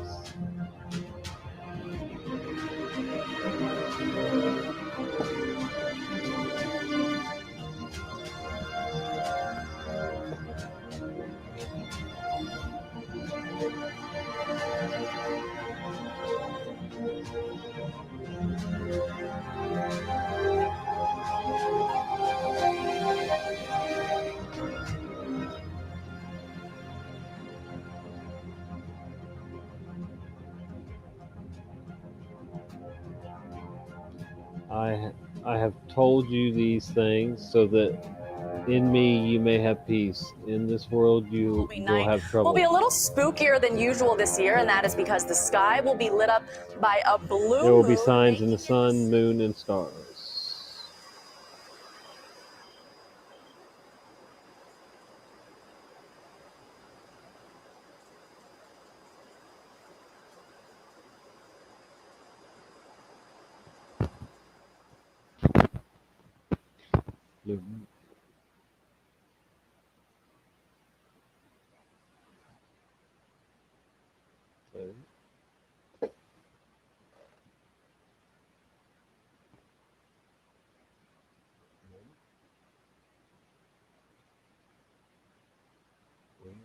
Yeah, it must be the rest.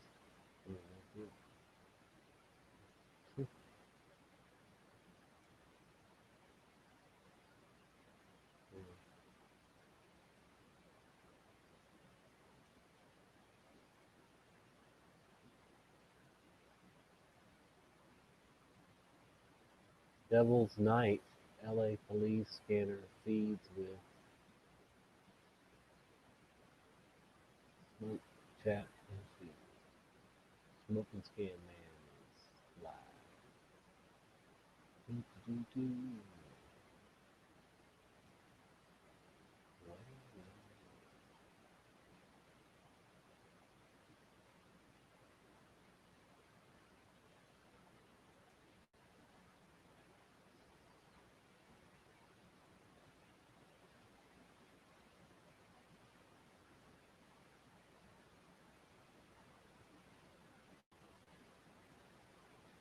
Are we live still? What the heck's going on?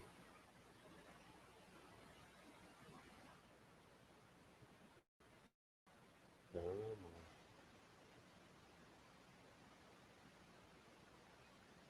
so you're playing games, YouTube.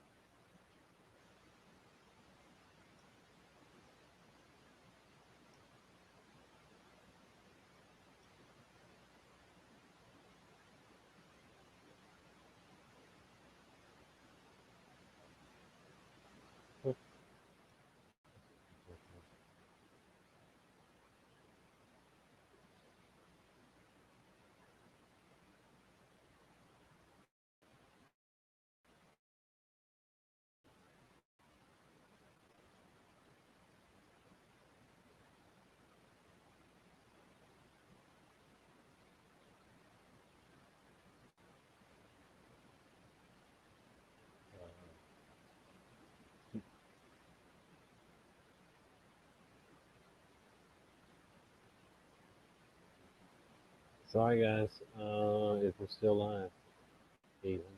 So I guess I'm having some kind of problems. So still got internet. Huh. Wow, yeah, it is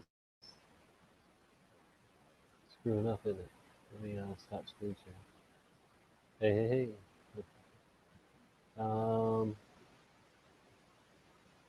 Interesting. It's still not playing, so I guess that wasn't gonna play.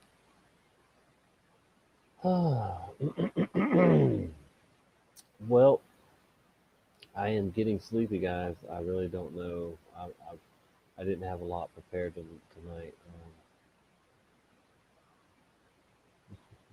and now I'm having technical difficulties. So I might just have to wrap this one up. Call it a short one.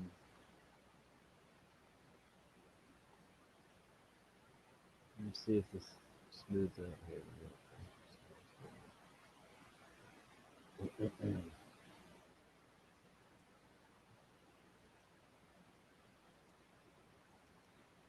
I'll throw this out there. All right, let me see this.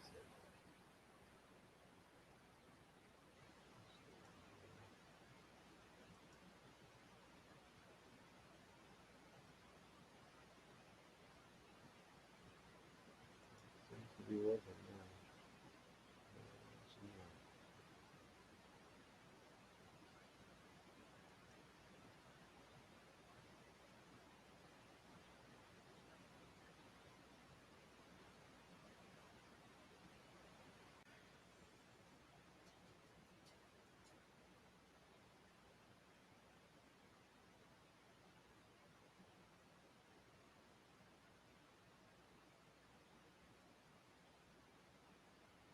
And we got Mad Pyman in the house. Hey, brother, how's it going? Tommy, you got my And with Rick Swain feeling no happening? pain. So, Mad, did you see that? What's up with those wells? Had you heard about the well thing there or something? Problem in Australia? I don't watch TV, mate, so I don't keep up with anything that's going on. You saw that. I don't see it on here. I don't know about it. Pretty much. Imagine that. Right. It didn't say what part neither, so we don't. Yeah. Why? What did you hear, Tommy? That we just saw it on that. Oh yeah, I wasn't the- watching. I yeah, just got there back. was a bunch of beach whales, I guess, or something. Dead whales. Oh, all right. Yeah, yo, it's Oh, the beach whales. Oh, right. Yeah, in Australia. Yeah, I think it's been going on for a while, mate. I think it's been happening for about maybe a month. I heard about it. what like every there's more. So there's been more than one.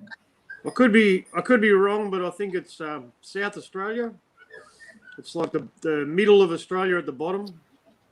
Oh. It's in the Great Australian Bight. I'm pretty sure it's in there. Right. And what? Yeah, it's a bunch of them. Yeah, it's a bunch of them. Right? Yeah. Or it could be Tasmania. It could be Tasmania. Tasmania had it happening as well, I think. It's not Victoria.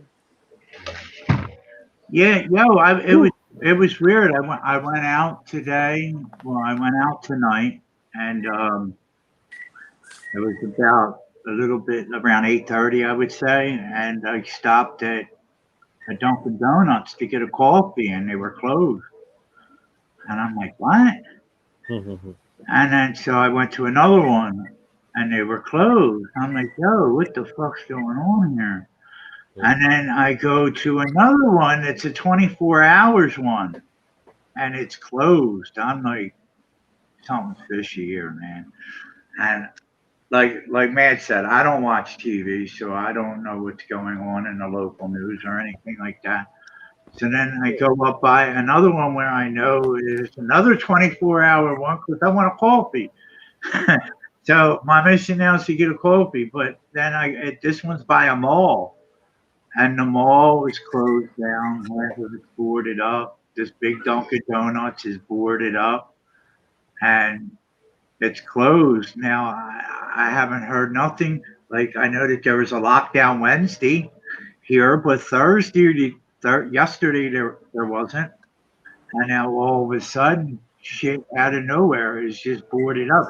Yo, we have Wawas that are closed, Wawas that are open 24 hours, Wawas that were open during the pandemic when they locked down, that they still had those ones open. And now you got rioting close to you there, man, looting and shit. no, it's not close. It's like an hour away. Oh, yeah, that's what I don't understand. It's It looks like it's a half they're an getting hour ready, by man. car. It looks like they're getting ready, mate. They got the word. Yeah, and it's like, yo, all these at like some of these Wawas and Dunkin' Donuts and malls, they have cops there already with like their lights on. Yeah, There, it's coming, mate. You know it's coming. You can see it's something's coming. getting ready to pop off big. Yeah. Real Ready, mate. big. Yeah. Right. And then Bolt Gun, I seen in the chat. Bolt Gun told me they just released 2,000 troops here on the streets of Philadelphia. Now I don't know if that's if that's National Guard or what. But 2,000 troops is 2,000 troops, right? Yeah, it's not a good sign. Oh well, this is it's fucked up because I don't know. Well, I wanted to take a trip out to Illinois, and of course my son's birthday is on the 23rd of November, and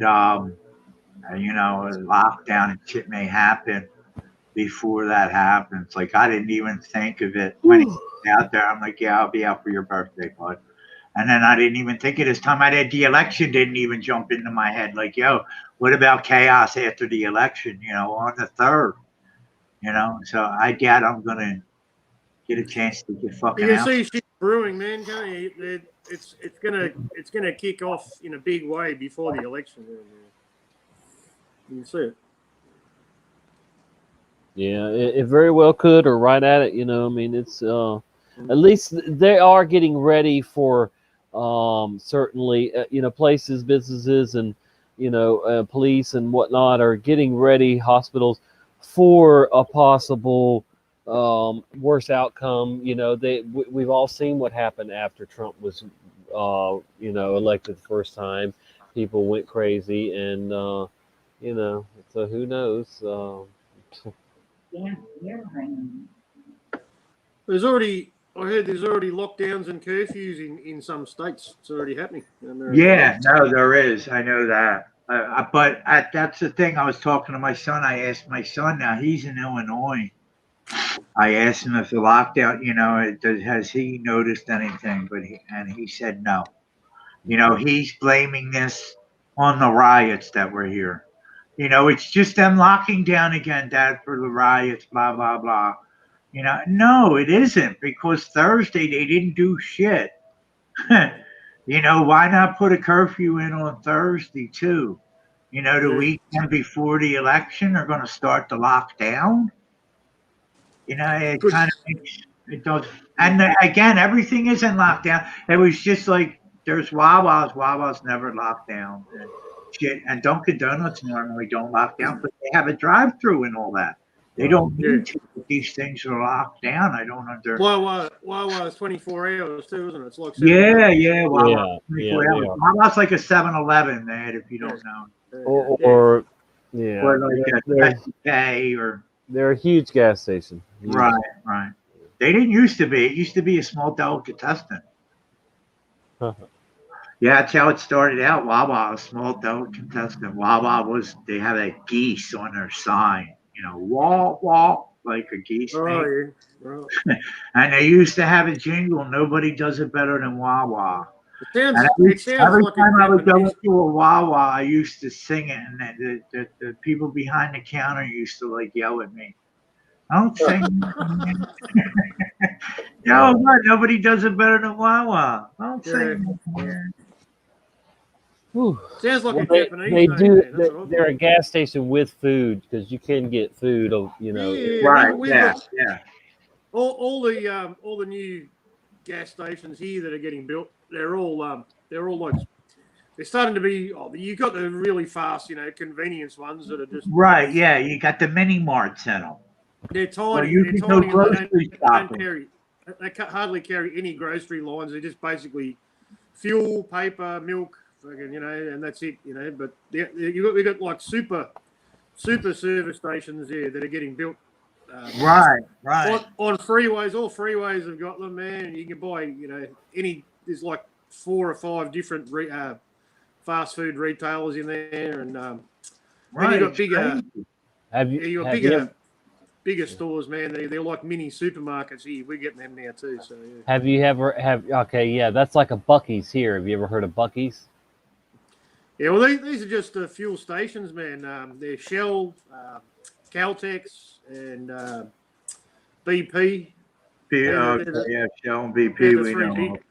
They're the 3 big ones, Right. Buc-ee's is a convenience store gas station. Right, like Wawa or a Special K. It's Circle K. All right. You know how many pumps the average Wawa has? Well, the average Wawa here in Philly, they got like 14 pumps. Okay, well, the average ones that I'm used to have around 20. Okay, a Buc-ee's has 150 to 200. What? Yes. What? Yes, I'm about to screen share and show you a Buc-ee's. Fuel pumps. There's a Buc-ee's. Stop? Is it like a truck stop or no? It's just no trucks are allowed. No big trucks are allowed at all. Wow, that's crazy. You're not gonna believe this. The size of the store is like a grocery That's like store. a refinery, man. It's huge. That's like a refinery, man. It's got that much. Here, they have 35 locations, and they have one close enough that I could go get gas at and still be worth it in Alabama. It's just not far over the border. But yeah, wait till you see these places, man. It's unbelievable. See here, like this is mine right here. Yeah, this is the one. This is the actual one that I go to when I'm. Come on, man. That's a Walmart. What are you talking about? It's huge. Yeah, I mean, this thing's huge. I hope they have better pictures. But this is actually my area in the Pensacola News Journal here. Let me go back and see if we can find some better pictures. That's crazy. It is gigantic, dude.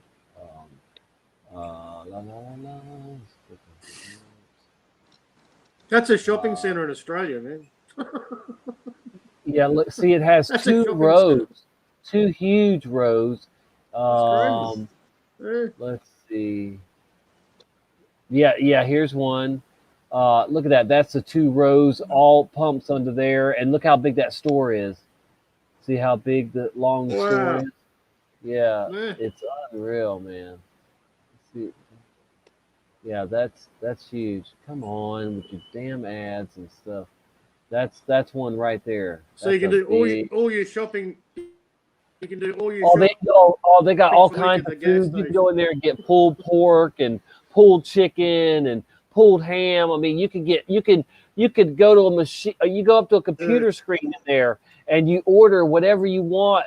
And then they cook it fresh and everything. But dude, I mean, they could feed an army. The place is huge. And then there's souvenirs and this, that, and the other. I mean, there's so much stuff in there. And then their bathrooms are immaculate. There's big screen TVs in their bathrooms, and I mean they're just the cleanest bathrooms you've ever seen in your life and anywhere. I mean, it's unbelievable.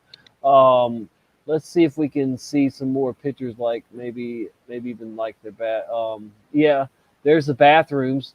Look how big that is. You got private stalls. Yeah, that's fucking crazy. That is a prison, crazy. man.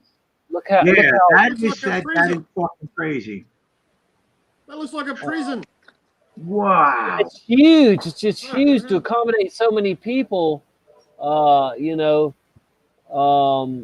big, just big and clean, very clean. I mean, just spotless, man.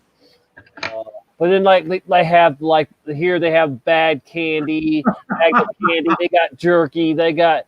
I mean, just look. Yeah, here we can go through some of the pictures here if it'll let me. Let's see. No. Yeah, this is a gas station, right? Yeah, look, So look here. This is a trucker's paradise, mate. Here, this is like the one I said. It's unreal, dude. It's just unreal. Yeah. How?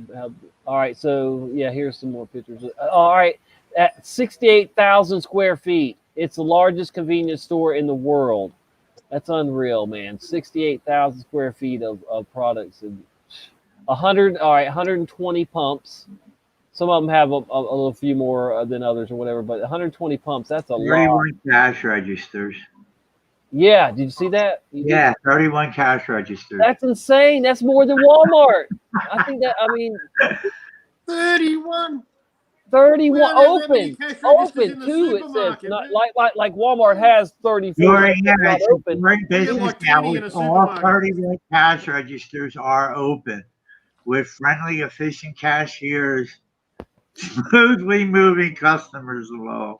I ain't even told you the best part yet. Oh, bullshit. Listen, you know how much they pay their workers? Oh my goodness, dude. They pay between They might have lots of registers. Have lots of registers, but nobody will be working there.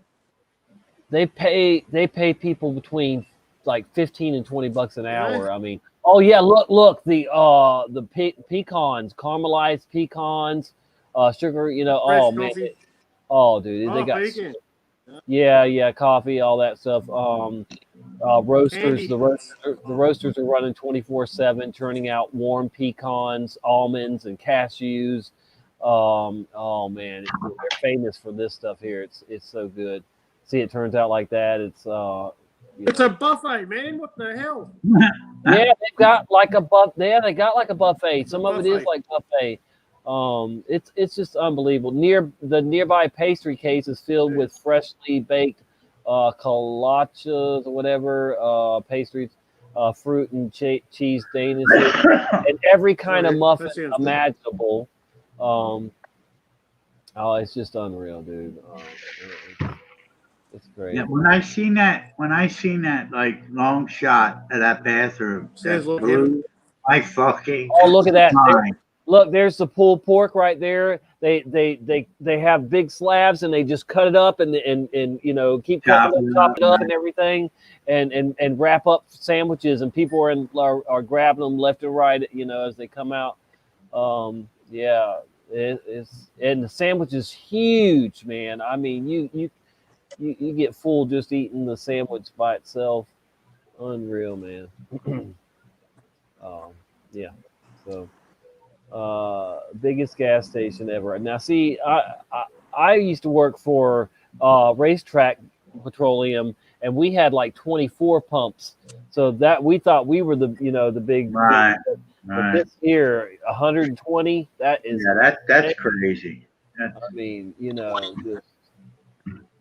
Like, when are you gonna have 120 cars getting gas?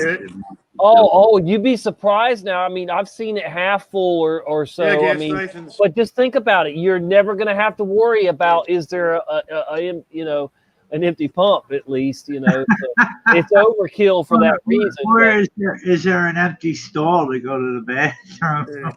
Right? I mean, you're never going to have to worry about it. Yeah, there's always going to be whatever food. There's because it's just like overkill everything. And they have 35 places. What, they're all down south, Tommy? Yeah, they're Texas to Alabama, and Florida is getting them now too. Right. So Hey, yeah. look, they're not social distancing. Are they people right there? Go up to the yeah, there you go. They're not social. Look at that car wash, huge car wash. Holy It says shit. world's longest car wash. Yeah. The world's longest. Wow. No. Let's see how many cars it can wash or whatever. That's crazy. Well, how long is it? It's pretty damn long. Look at that. And do you get to drive? Do you get to ride through it? Do you get to go We'll through see in a second. 255 feet long. Wow. There's 25 foam brushes and 17 blowers. It does 16 cars at a time and in only 5 minutes. Wow. Talk about squeaky clean. Man, that's crazy. Automatic.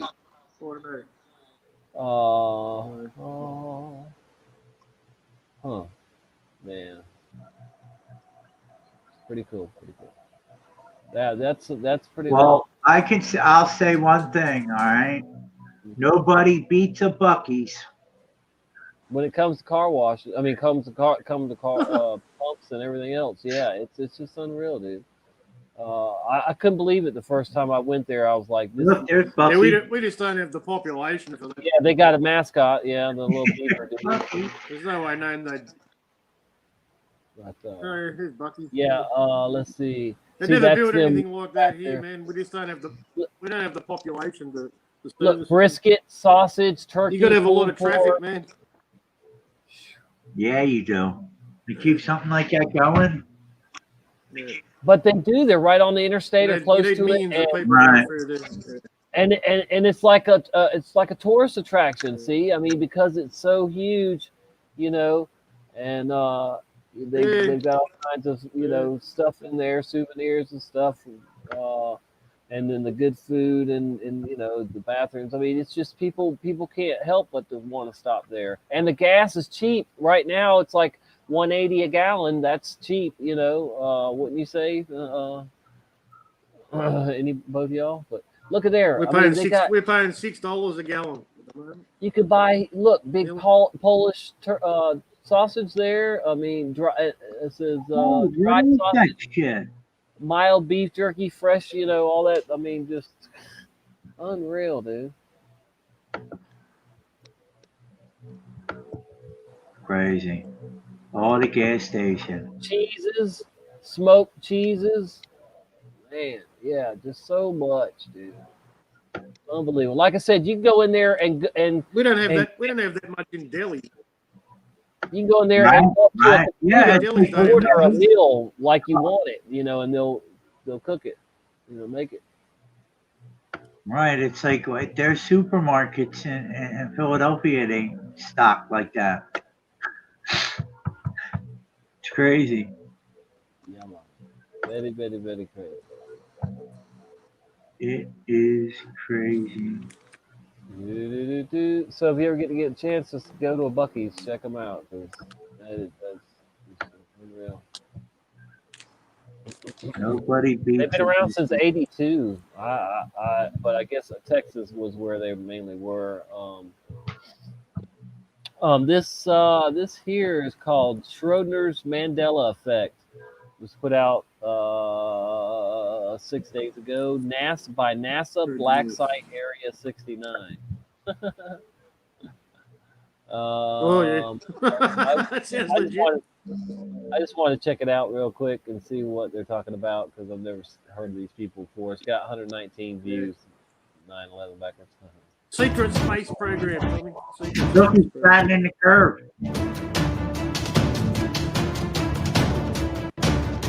There's the curve. He was. He did, but he didn't. It was an optical illusion. Never a straight answer. Deceiver.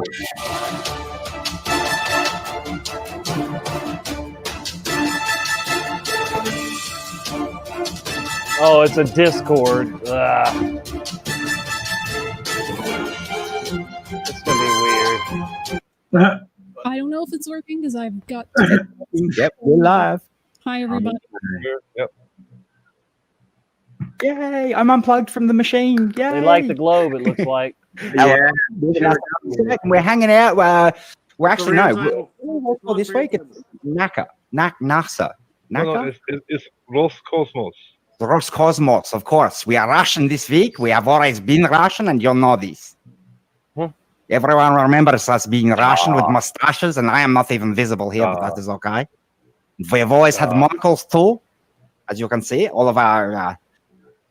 Okay, this is getting a bit hard. I can't do this. They got monocles. The Russian accent. None of us can do a Russian accent.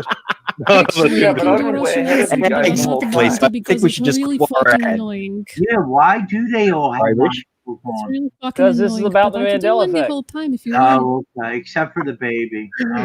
This was so. Hey, It's really great to be here. I can't do a Russian accent, as you can tell. But I can do it badly. NASA via Roscoe White Site Area 96, and we are here to talk about the Mandela effect today. That sounded crap. I'm Cypher Zero, and That sounds like some really bad, like Eastern European villain. People too much. 80s movie. Yeah. I'm Cypher Zero, and I'm here with the Illuminati Council, as per usual, of the US branch of the Illuminati Council. We've got Vish running the show today.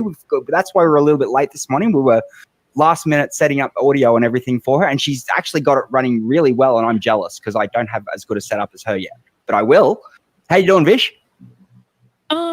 Well, I'm flying by the seat of my pants. So, Yep, always, as we always do. you know, But are I you love that. wearing pants? I plead You're the wearing- fifth. Yep. You're No, having fun?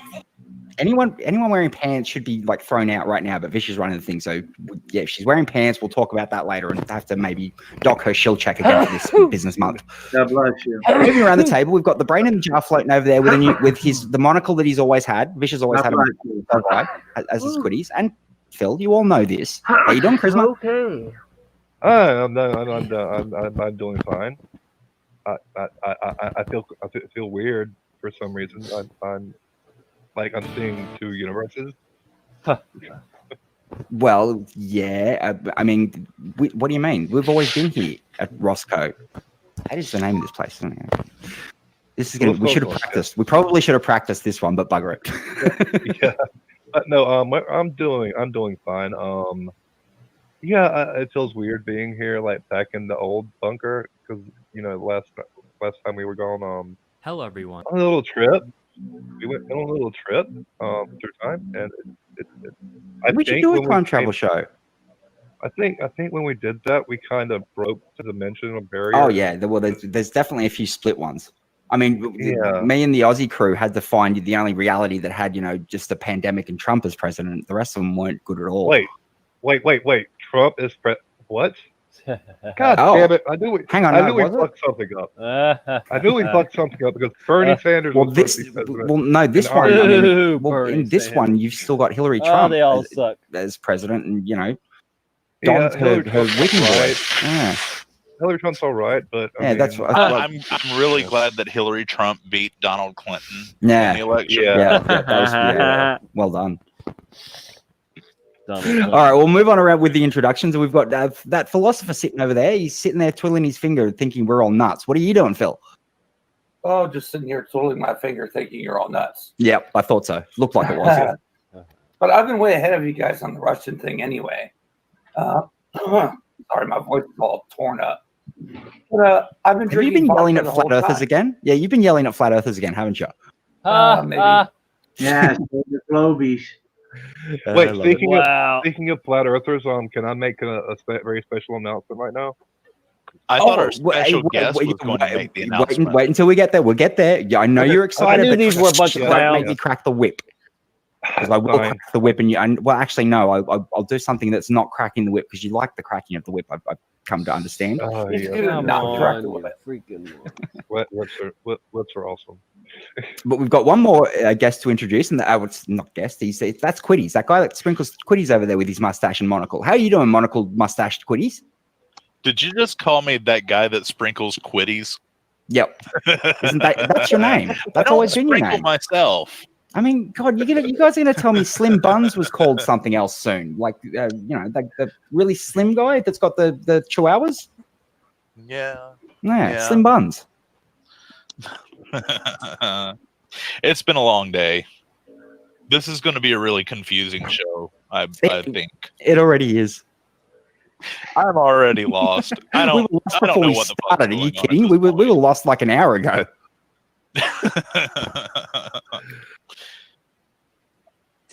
So yeah, well, I think that's the introduction. Ardoin is floating around, but I don't know if he's going to say anything. He's deafened himself, so he can't hear us. He might have gone back to sleep, which I don't blame him. But all right, and I think Christmas is going to have a panic attack if he. Yeah, he's bouncing. Yeah, it's like he's doing a pay dance. He's like, "Let me do it. Let me do it." All right, go ahead, Charisma. Special announcement. Okay. This morning, I logged into Facebook, and as I normally do, I looked at Nathan Thompson's front page. Nathan Thompson. And noticed he lost his little group. His 200,000 strong Facebook group has been in fact been closed down. Yes. Yep. Yes, it has, and For that hate speech. That gave me the biggest smile this morning. Oh, and just I was ecstatic. We were all pretty happy when we were talking about it this morning. Still are. It's beautiful. He already put another one up, but this one he claims will have no globe earthers in it. So how's it going to be a debate group with no one to debate? It's going to be the official flat Earth and flat Earth discussion. It's just going to become the Facebook version of the 24/7 Discord. What someone else said, that at least he admits it's an echo chamber now. He's not making any pretense of there being any globe anything going on. Yeah. Which is also, incidentally, this is why we have baby Nathan Thompson on his potty chair, because he was really upset about that for a while. So yeah, he needs his baba. Nathan Thompson was very sad, and we put him on the toilet. How do you say potty chair? Do y'all know who Nathan Thompson is? It's a flat earther, yeah. Well, he's a mixed up one, but he was part of our community at one point, and like friends with Brian Stavely. But then he did a hit piece on the Mandela effect, and so I called him out, and then he even like started talking crap about our community and the Mandela effect and stuff too. So he's turned into he's gotten religious, and he goes to like some worldly church or whatever, but he thinks that the Mandela effect is evil. Satanic, I mean, or it's not, thinks we're delusional or something. I don't know now or whatever, but I mean, if he's truly a flat earther, because I don't even know, he might be questioning that. He might be no, I guess he is still a flat earther. But anyway, yeah, I don't like him because of his stance on the Mandela effect. But they don't like him because he's a flat earther. These guys are delusional anyway. Yeah, I'm not gonna. I wanted to hear what they wanted to say about the Mandela effect, but now I don't, because they're globies and blah blah blah. But anyway, they're lost. I cried. Why do we have? got a little bit echo. Well, they're promoting NASA, so that's not good. Is Yeah, it? this is the NASA black site here. The only thing to fear is fear itself. Huh. Fear itself. That's weird. NASA says no flat Earth truth bearers tourists allowed here. Allowed. We can't have you see how it really hides your truth. So he definitely hates flat earthers, and he must love NASA. Wow. Still stuck in the system, man. They're probably getting paid by NASA. All right, let's see here. Still, Truth Seeker is still alive. Yeah. Not much else going on. So, and we got a dozen people. And Tara, good to see you. Good night. Yeah, I'm not far behind. Probably. I'm getting sleepy, guys. Getting sleepy, and just running out of things to really discuss. But man, propagate this light. I guess he uploaded a song. Huh. Oh, he does music? Says original song, "The Intimate Dream." I don't know if that's saying. I didn't even know he did music. Let's see, it's right here. We'll check it out.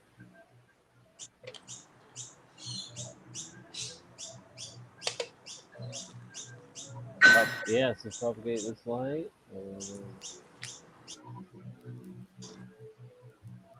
Search through my heart, the intimate dream. My train loses steam. My brain becomes keen. I glow like a star. Time is so far. I'm free like a cloud. My vibration is loud. It turns to praise from a crowd. Light becomes faces I recognize. My aunt tells me that God is king. All is one, and all is a team. No arrogance, bounding jealousy. Clever as I always know the key. When I gamble my soul with the other half of me, the king will inject me, hopefully. Let me feel your energy. There's a G-O-D in love, the mastermind of us, that will always last. Don't live your days in the past. That's the words from the voice in my head.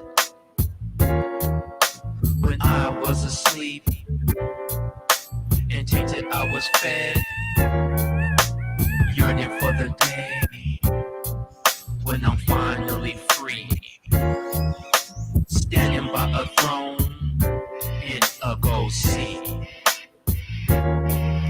My aunt says goodbye with a smile so bright. I awake in my bed.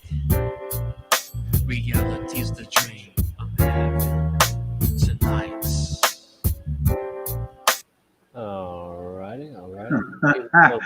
I mean, it started out really slow. I didn't kind of like it. Yeah, I mean, I listened to it. I started to like it. Right. Could have did without the animal sounds, but it was yeah, caca. yeah, but it wasn't bad. It wasn't bad at all. It was actually alright, pretty, man. yeah, it got good. Yeah, it did. It did get good. Even though like I wasn't looking forward to a slow song, but it caught on. It definitely did. Got you on it. Yeah. Woe to America. I'm asking that if you can, to please. Woe to the world.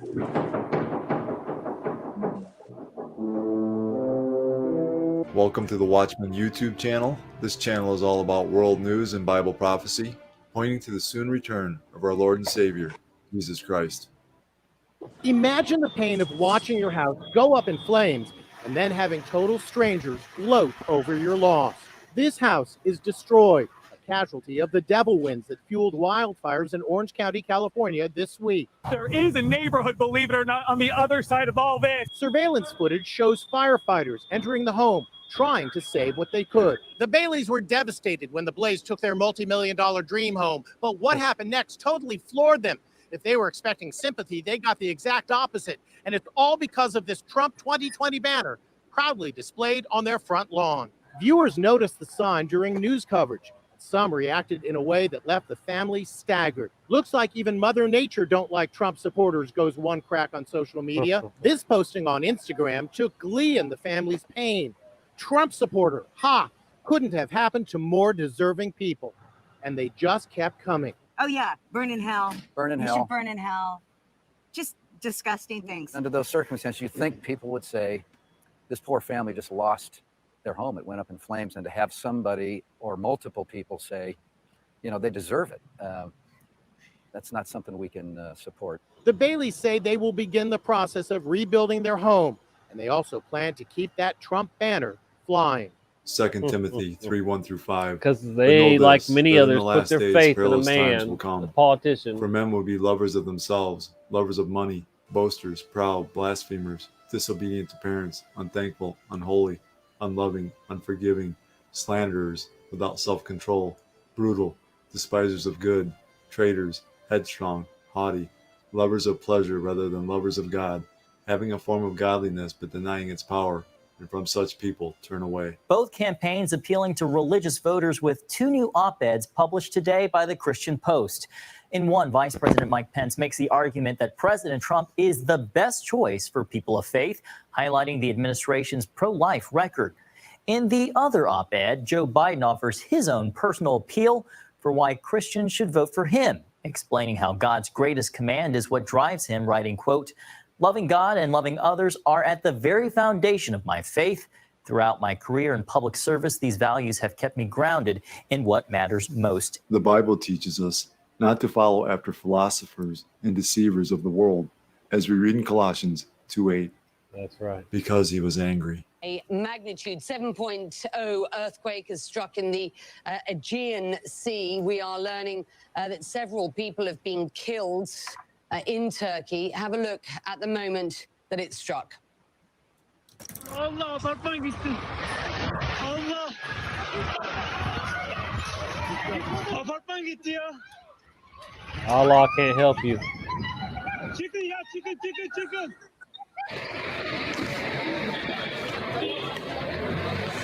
Now we're hearing about extensive damage. Our Damon is in Istanbul for us. We're looking at these images out of Izmir in Turkey. What's the impact and where at this point? Well, Becky, a lot of the destruction that we're seeing is really centered into. I don't see any destruction, man. Izmir itself. Right, but we did see some earlier in another clip, but from the coastal town that is closest to where this quake struck, the epicenter of this earthquake. There's a building collapsing right there. And you could just hear the fear in people's. Yeah, I'm sure it's there. It's just not like really bad, you know, when it's one spot. You know what I mean? A building collapsed, like a big building collapsed on itself. Many in that area. There are a number of buildings, mostly again in these two districts in Izmir city itself. Images that are being shown on Turkish television channels show some buildings that were completely flattened, that collapsed. I never experienced an earthquake. Teams were dispatched to these sites very I've quickly. felt But little what minor you know, Even though they said that there was a little minor one here, but I didn't feel it. and 4 people were killed, and that includes one person who drowned. We've seen some images as well of flooding, what could have been a small tsunami. Hear the heart ring? Again, See, that look, small that town building collapsed. that is closest It was a big to building. the epicenter Right. of Wow. the earthquake. Rescue It could have been just very demolished. quickly to the affected areas. Turkish The ones search next to it look alright. are quite adept at responding to these types of natural disasters. Turkey, of course, being no stranger to earthquakes. And in this particular instance, there were at least 33 aftershocks I think that it's were from registered. underground Luke digging and 21:11, tunneling. and there will be great earthquakes in various places, and famines and pestilences, and there will be fearful sights and great signs from heaven. Isaiah 24:19, the fierceness of his wrath. Then every island fled away, and the mountains were not found. Come on. This morning in I've the got a bad aftermath habit of not data, trusting anything the families media trying tells to me. count the blessings despite terrible losses. I know there are memories. Hold those memories. We Ken had Wetzel has been here damage here before. from that. He founded a that disaster storm, relief group Zeta. after surviving Wind Hurricane damage. Katrina. He bought a trailer to house volunteers, and when Zeta turned towards New Orleans, he parked it inside the levee to keep it safe, or so he thought. You've used this trailer to help so many people in disasters, to now be in the middle of one yourself. Yeah, it's small irony. The fast-moving and dangerous storm blew through Louisiana late Wednesday. It's more than 100-mile-an-hour winds lifting roofs off homes and pushing boats out of the water. Zeta's storm surge hitting Mississippi hardest, where one man drowned after being trapped in his car. The Category 2 hurricane blamed for at least 5 other deaths, including a Georgia man killed when a tree fell on his home. Tree fell just on the very corner of the mobile home and damaged that particular room. In Alabama, Joe Stewart narrowly escaped a similar fate. It was a death-frightening experience because I was laying in bed, and when the tree come in, all I could do was roll over in the bed. Now, Gulf Coast. Hey, what the fuck you gonna do? 2 million customers in multiple states have no power. In St. Bernard Parish, power outages a growing concern.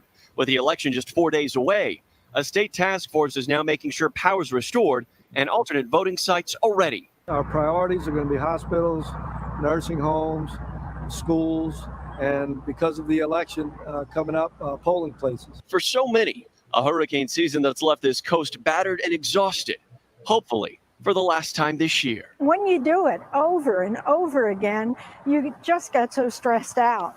Jesus said a sign of his return would be more frequent and more intense weather, as we read in Matthew 24:7 and 8. And there will be famines, pestilences, and earthquakes in various places.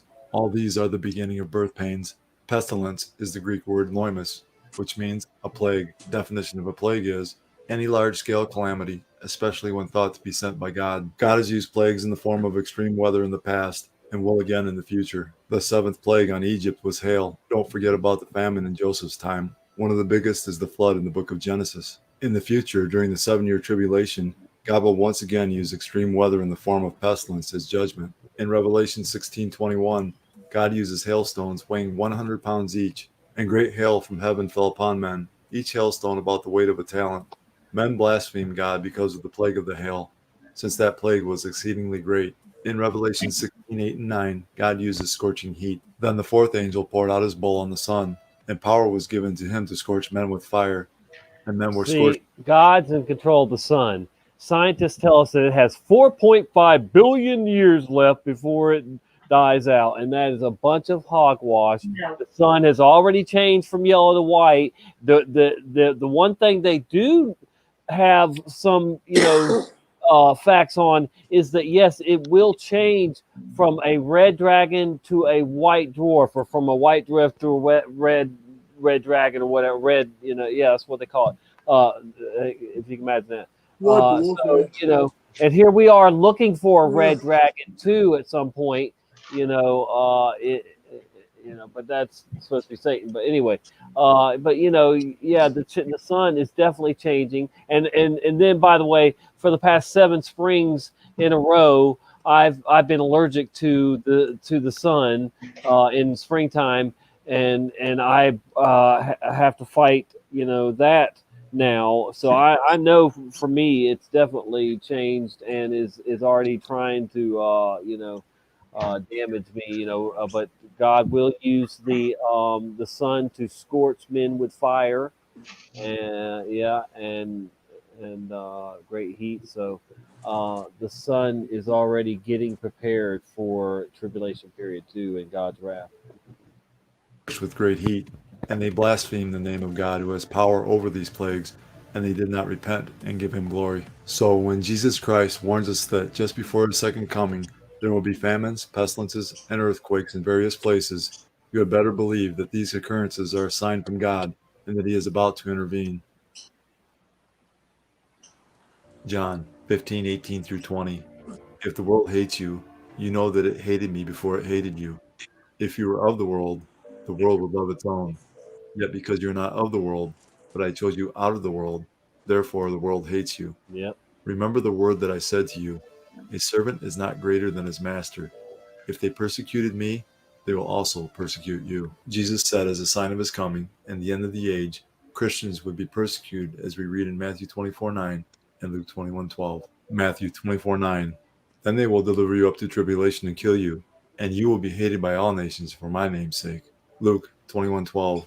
But before all these things, they will lay their hands on you and persecute you, delivering you up to the synagogues and prisons. You will be brought before kings and rulers for my name's sake. The horrific terror attack at a church in Nice, France. The president of France tonight saying we are under attack. ABC's Maggie there for us. Tonight, France on its highest terror alert level after a deadly rampage inside a church.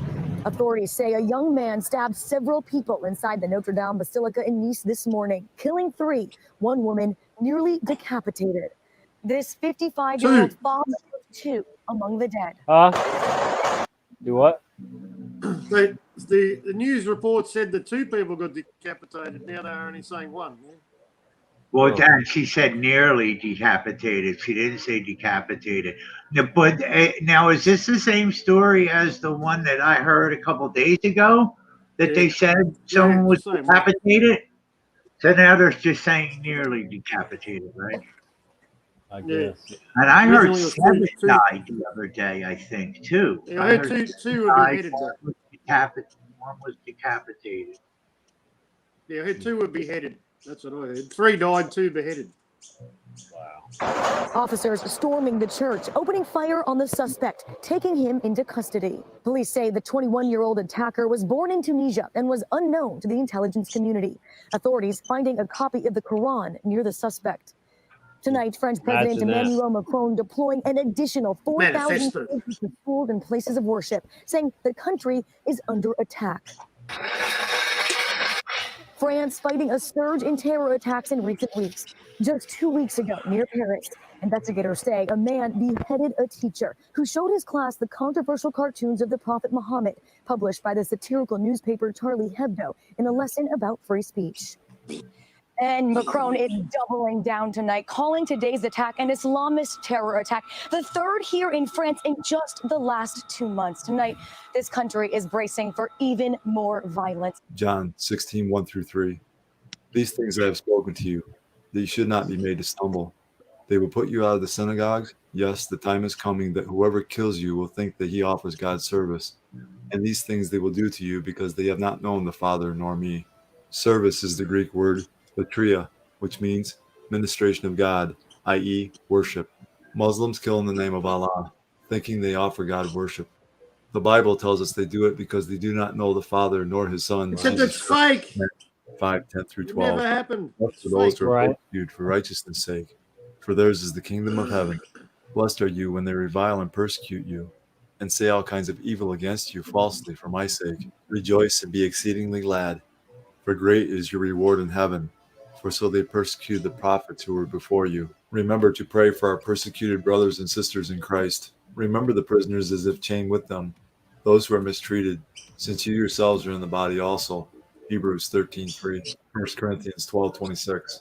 And if one member suffers, all the members suffer with it. Or if one member is honored, all the members rejoice with it.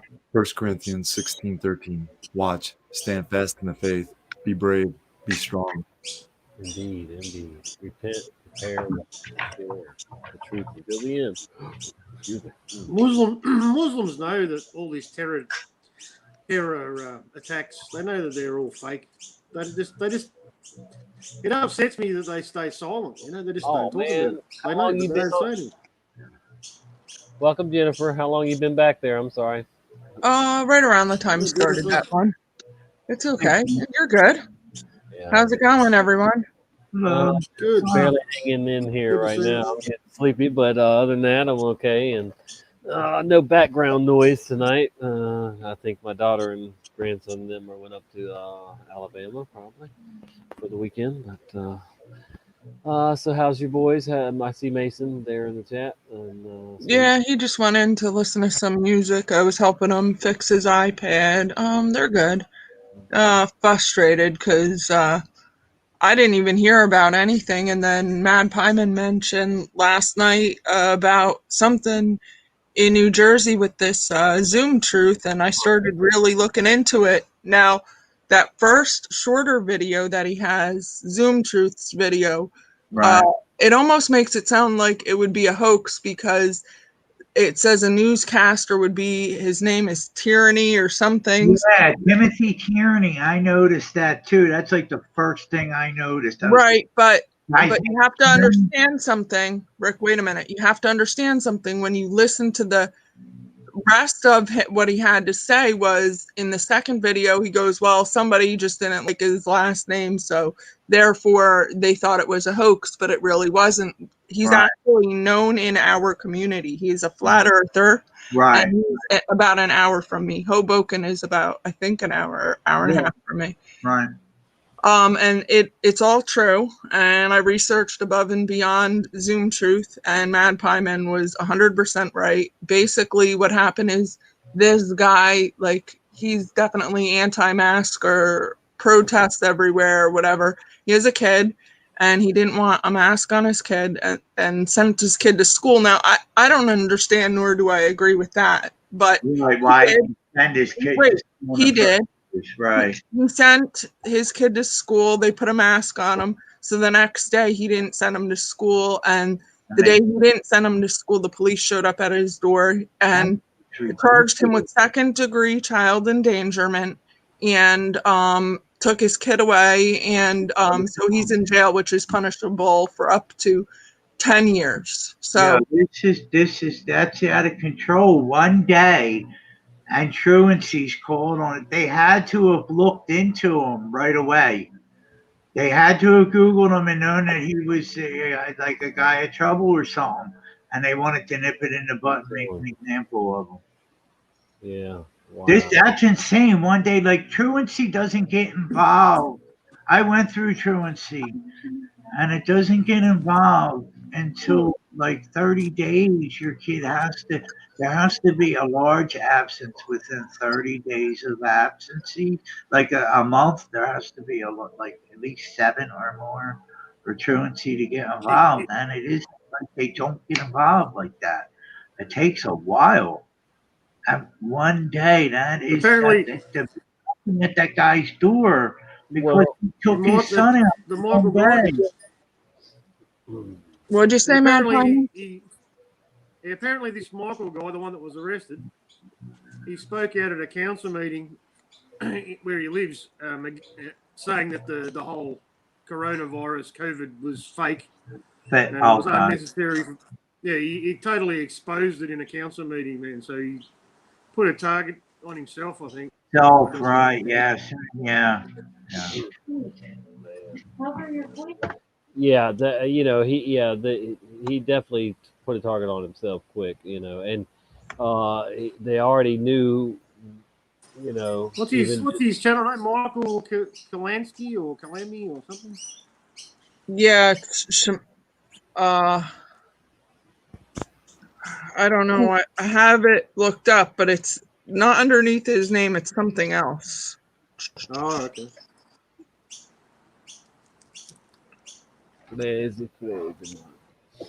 So, but to get SWAT team, man, that's crazy. For one right, day, right. And now his kid is in foster care system, or is his kid somebody, a family member? And the father, the Michael guy, he's in a psychiatric center under evaluation for like a week or something. Goodness gracious. 3 days. I Detention. don't think they can hold you for a week. It's Yeah, probably- 3 not days. 72 hours. days. Can I mean, does anybody know what happened to his son? Like, They're claiming that the son went to the mother. okay, Maybe that I don't know. I hope. Hopefully, Yeah, that'd be the right. best case. Yeah, right. Yeah, His name is Mike Marshalek, but that's not what his channel name is. I don't think I looked up his channel. Okay. But that's his real name, Marshall. Yeah. What is it again? Marshalek. Marshalek, and it's from He's from Hoboken, right? Hoboken. Yes. That isn't far from me at all, right? That's what, like an hour from Philly, Hoboken. I don't even think it's that far. Yeah, I don't even think it's that far. Wow. Well, I hope it works out. I hope it gets dropped or whatever. Crazy stuff. So It's a demonic system that we're living in, man. That's for sure. And yeah, I mean it's not going away. Who's next, man?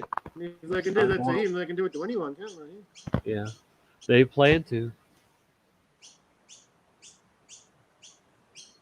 Woo! Oh me.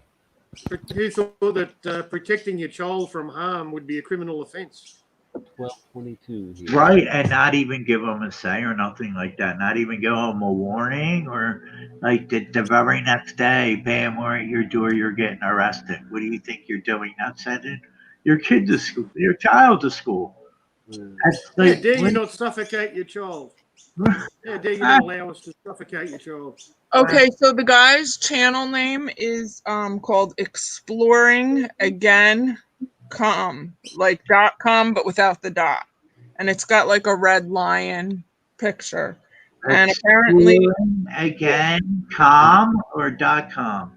it looks like okay. So Exploring Again is written out as one word with only the E and the A capitalized, then a space, then COM. Yeah.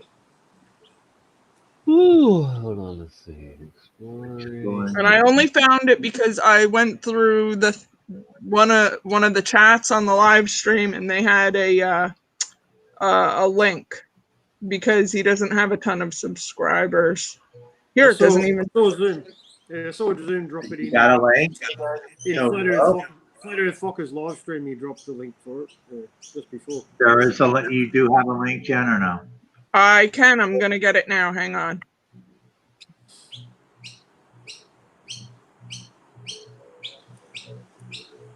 Crazy. It is. It's insane, man. It's insane. The one with the lion?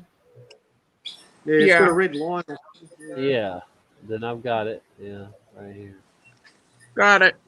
So that's for his channel. Now, do you need a link to Zoom Truth, or did? No, I got I you. subscribed that one. Yeah. Yeah, we got Zoom. Yeah. See, I never was subscribed to Zoom Truth, and No. apparently Zoom Truth is in New Jersey as well. No. Yeah. I think so. I think he's in New Jersey. Yeah, he is. I just dropped the chat. I know he was. We both dropped in chat. I didn't see it, and then so I dropped it. But all right. Well, we know that we can find it. Antarctica. What's the Antarctica stuff? Antarctica vision snow. Like he's been to Antarctica. Yeah, I guess he wanted to go to Antarctica, or he was trying to. Like I said, I think he's a flat earther. I was more looking into this story of, did they really take his kid? Did they really charge him with second-degree child endangerment? And then I saw bits and pieces of how he stood up at the council meeting. Oh, they have video of that. Yeah, I saw a bit of video. Yeah. Oh, really? I think I just saw a thumbnail. He did a show with Patricia Steer on Antarctica exploring.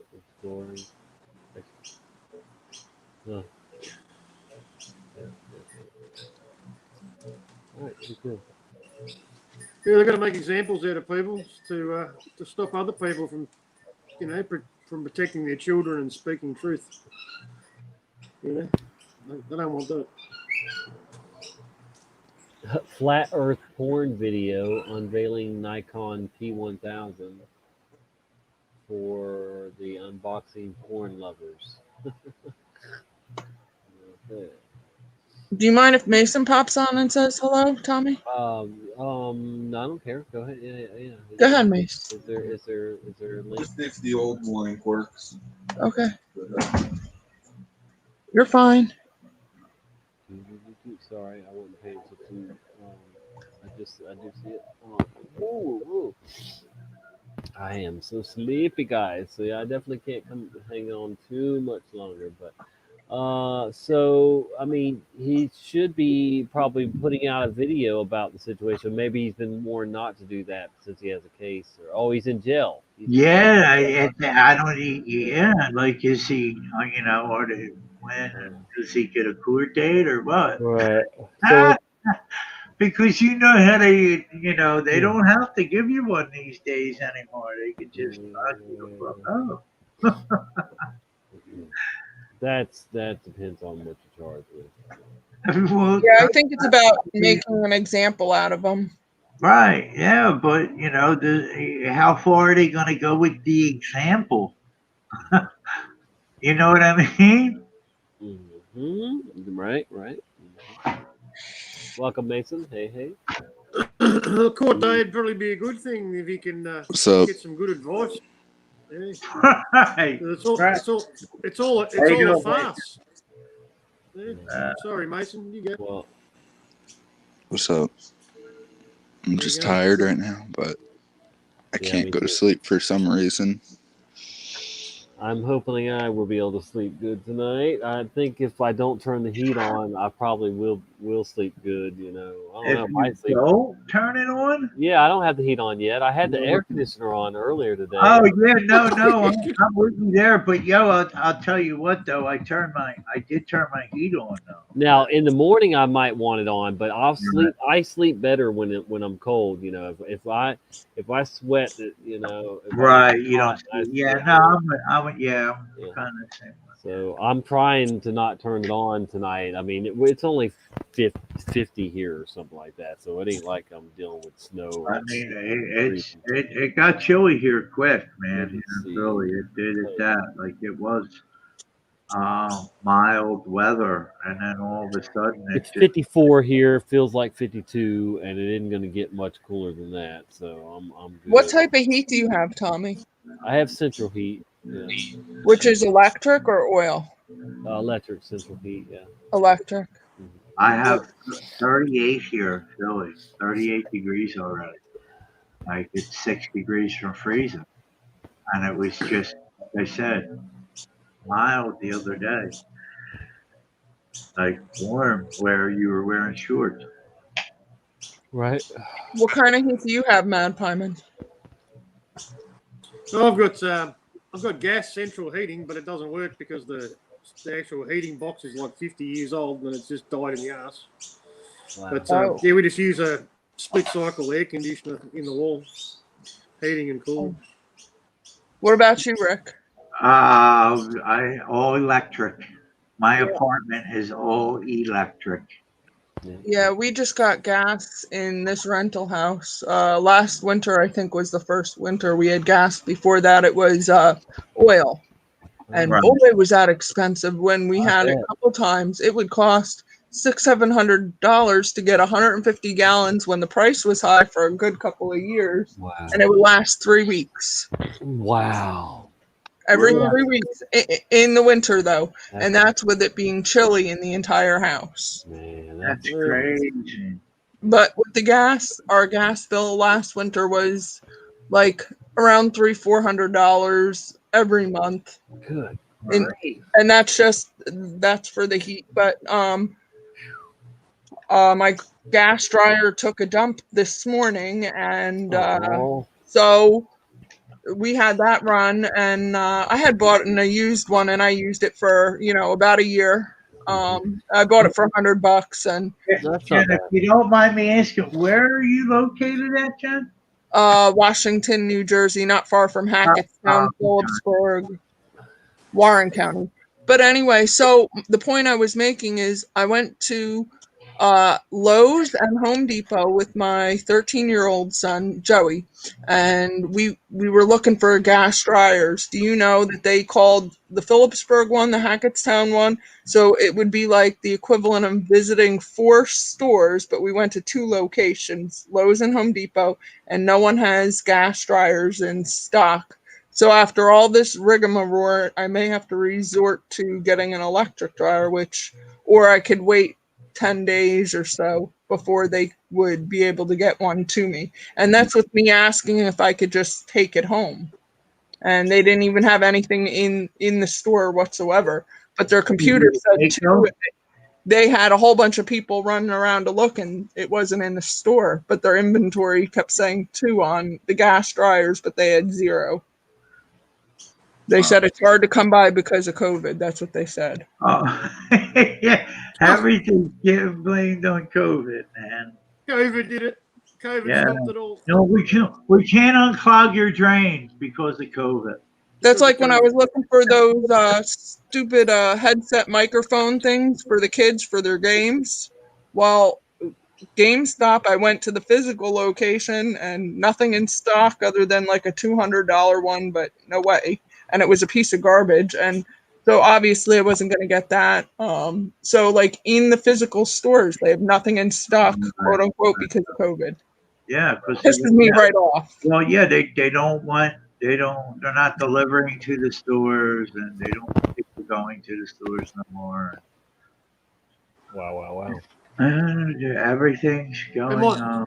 And Hey, more I was skimming through the news, and scientists captured 2 murder hornet queens in Washington State. The giant murder hornet. Well, you didn't see that part where they sucked them out of the nest? They sucked 100 hornets out or whatever. No, I didn't. didn't want the nest. Yeah, that was earlier. We saw it. Oh, what, you played it on it today? Yeah. Oh, yeah, no, I didn't know. They tracked one down the nest down and got like they said about 100 of them out of there apparently. But oh yeah, now I'm reading it. Yeah, and it says vacuumed about 85 hornets from a nest. Yeah. Wow, check that out. That's that's wow. Yeah, I don't think I'd want to get stung by one of them. No. Yo, like they have these things that we would always get at my mother's house. They I forget the name of them, but what they do is they're big and they burrow into the ground and they fly, but they eat cicadas. They're cicada eaters or something like that. Oh, right. And my brother said, my brother's the one that lives there at the house now. And he's like, yeah, we got a bunch of murder hornets here. And I'm like, nah, Joe, they're not murder hornets, man. They're here every year. You know, we've seen these things before. But this year they were just like really prevalent.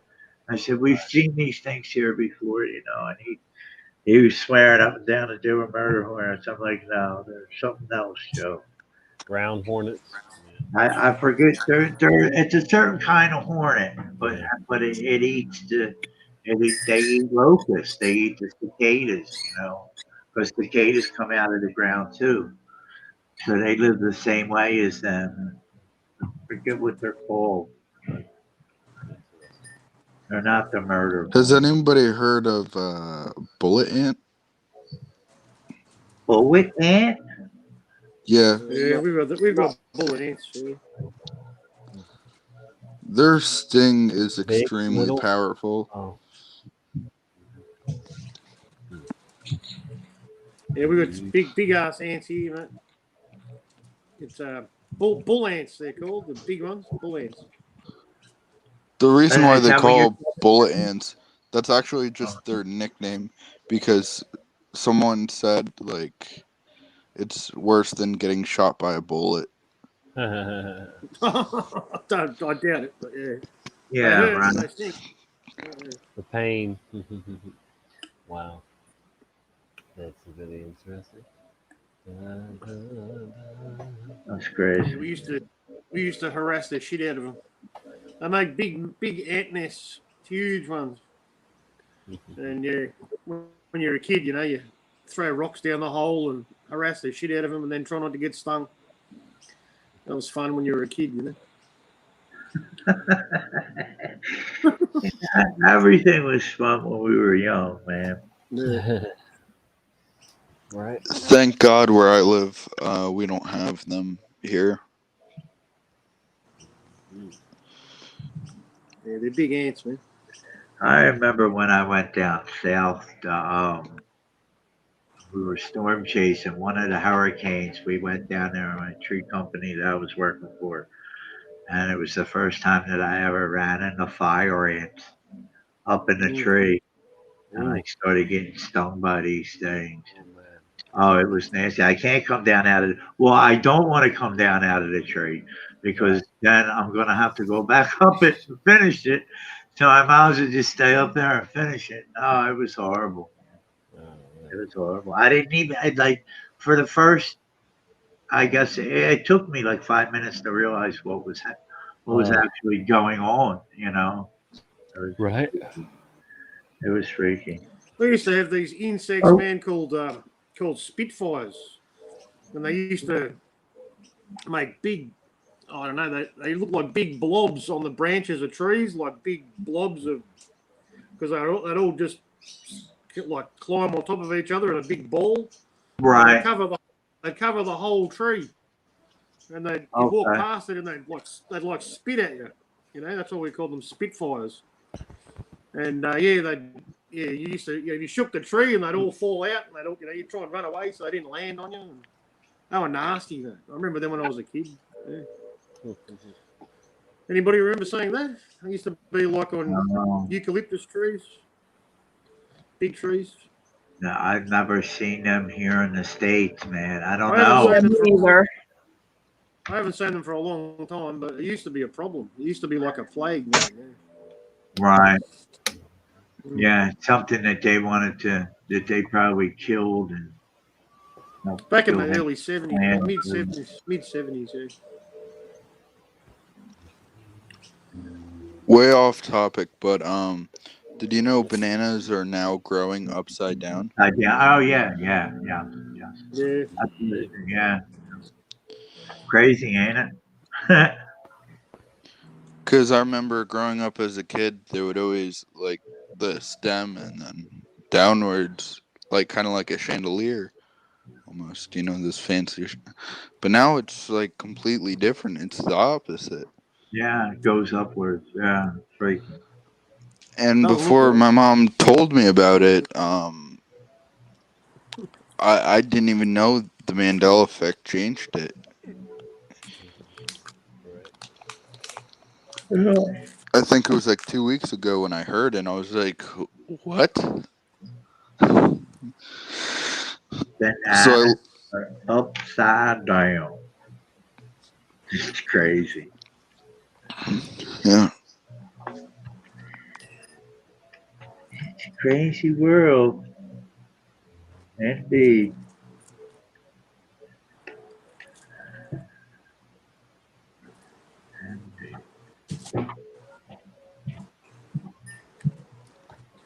Yeah, I share what I learned with the boys for the most part. I mean, they hear me talking, and the Mandela effect. I wasn't keeping that from them. I don't keep anything from them, but like I don't always remember to tell them all the lesser important changes. I mean, all the changes to some degree are important because it's real, it's happening.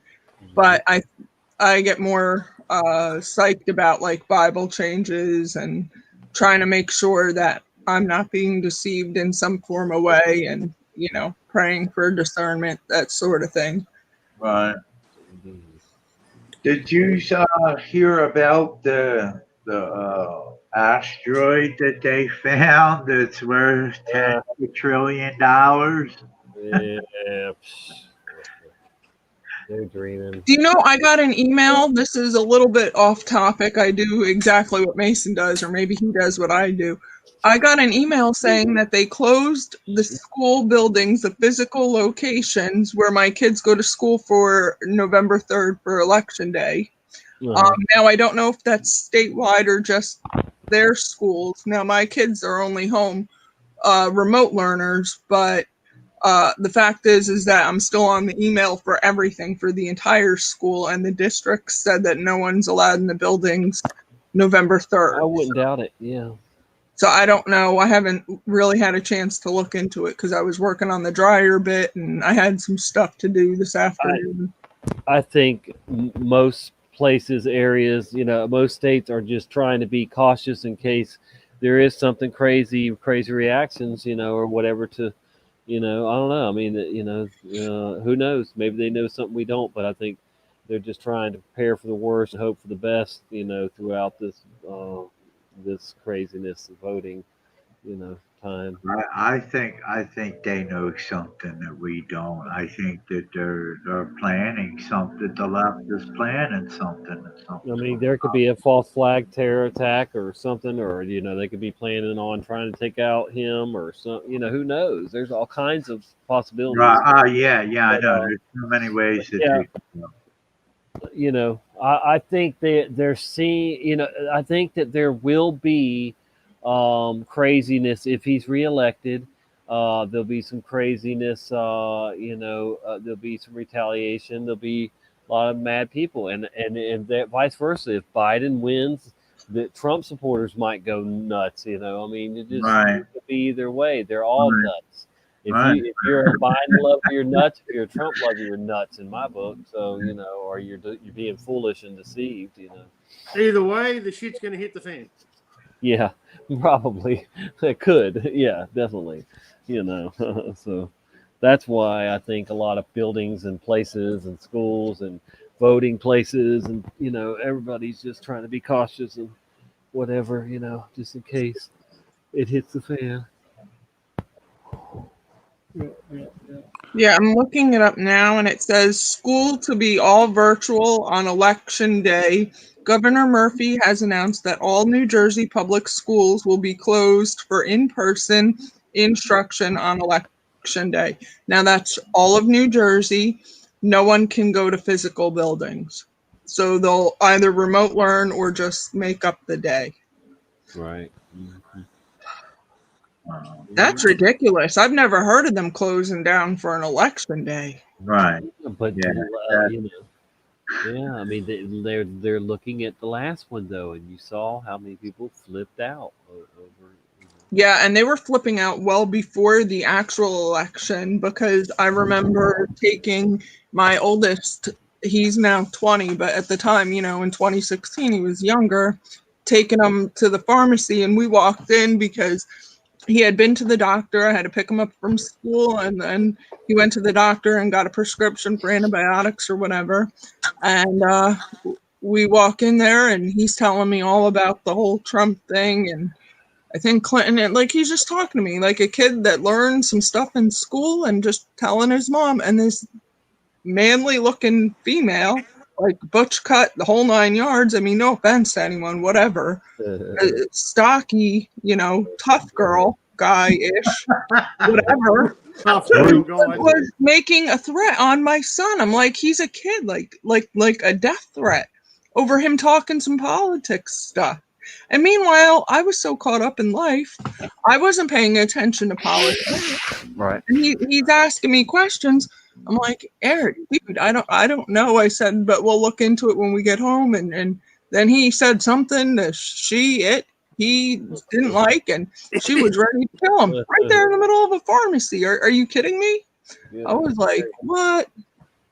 And I had no idea that tension was so bad then. Yeah, it's nuts, man. Attack of the SJWs.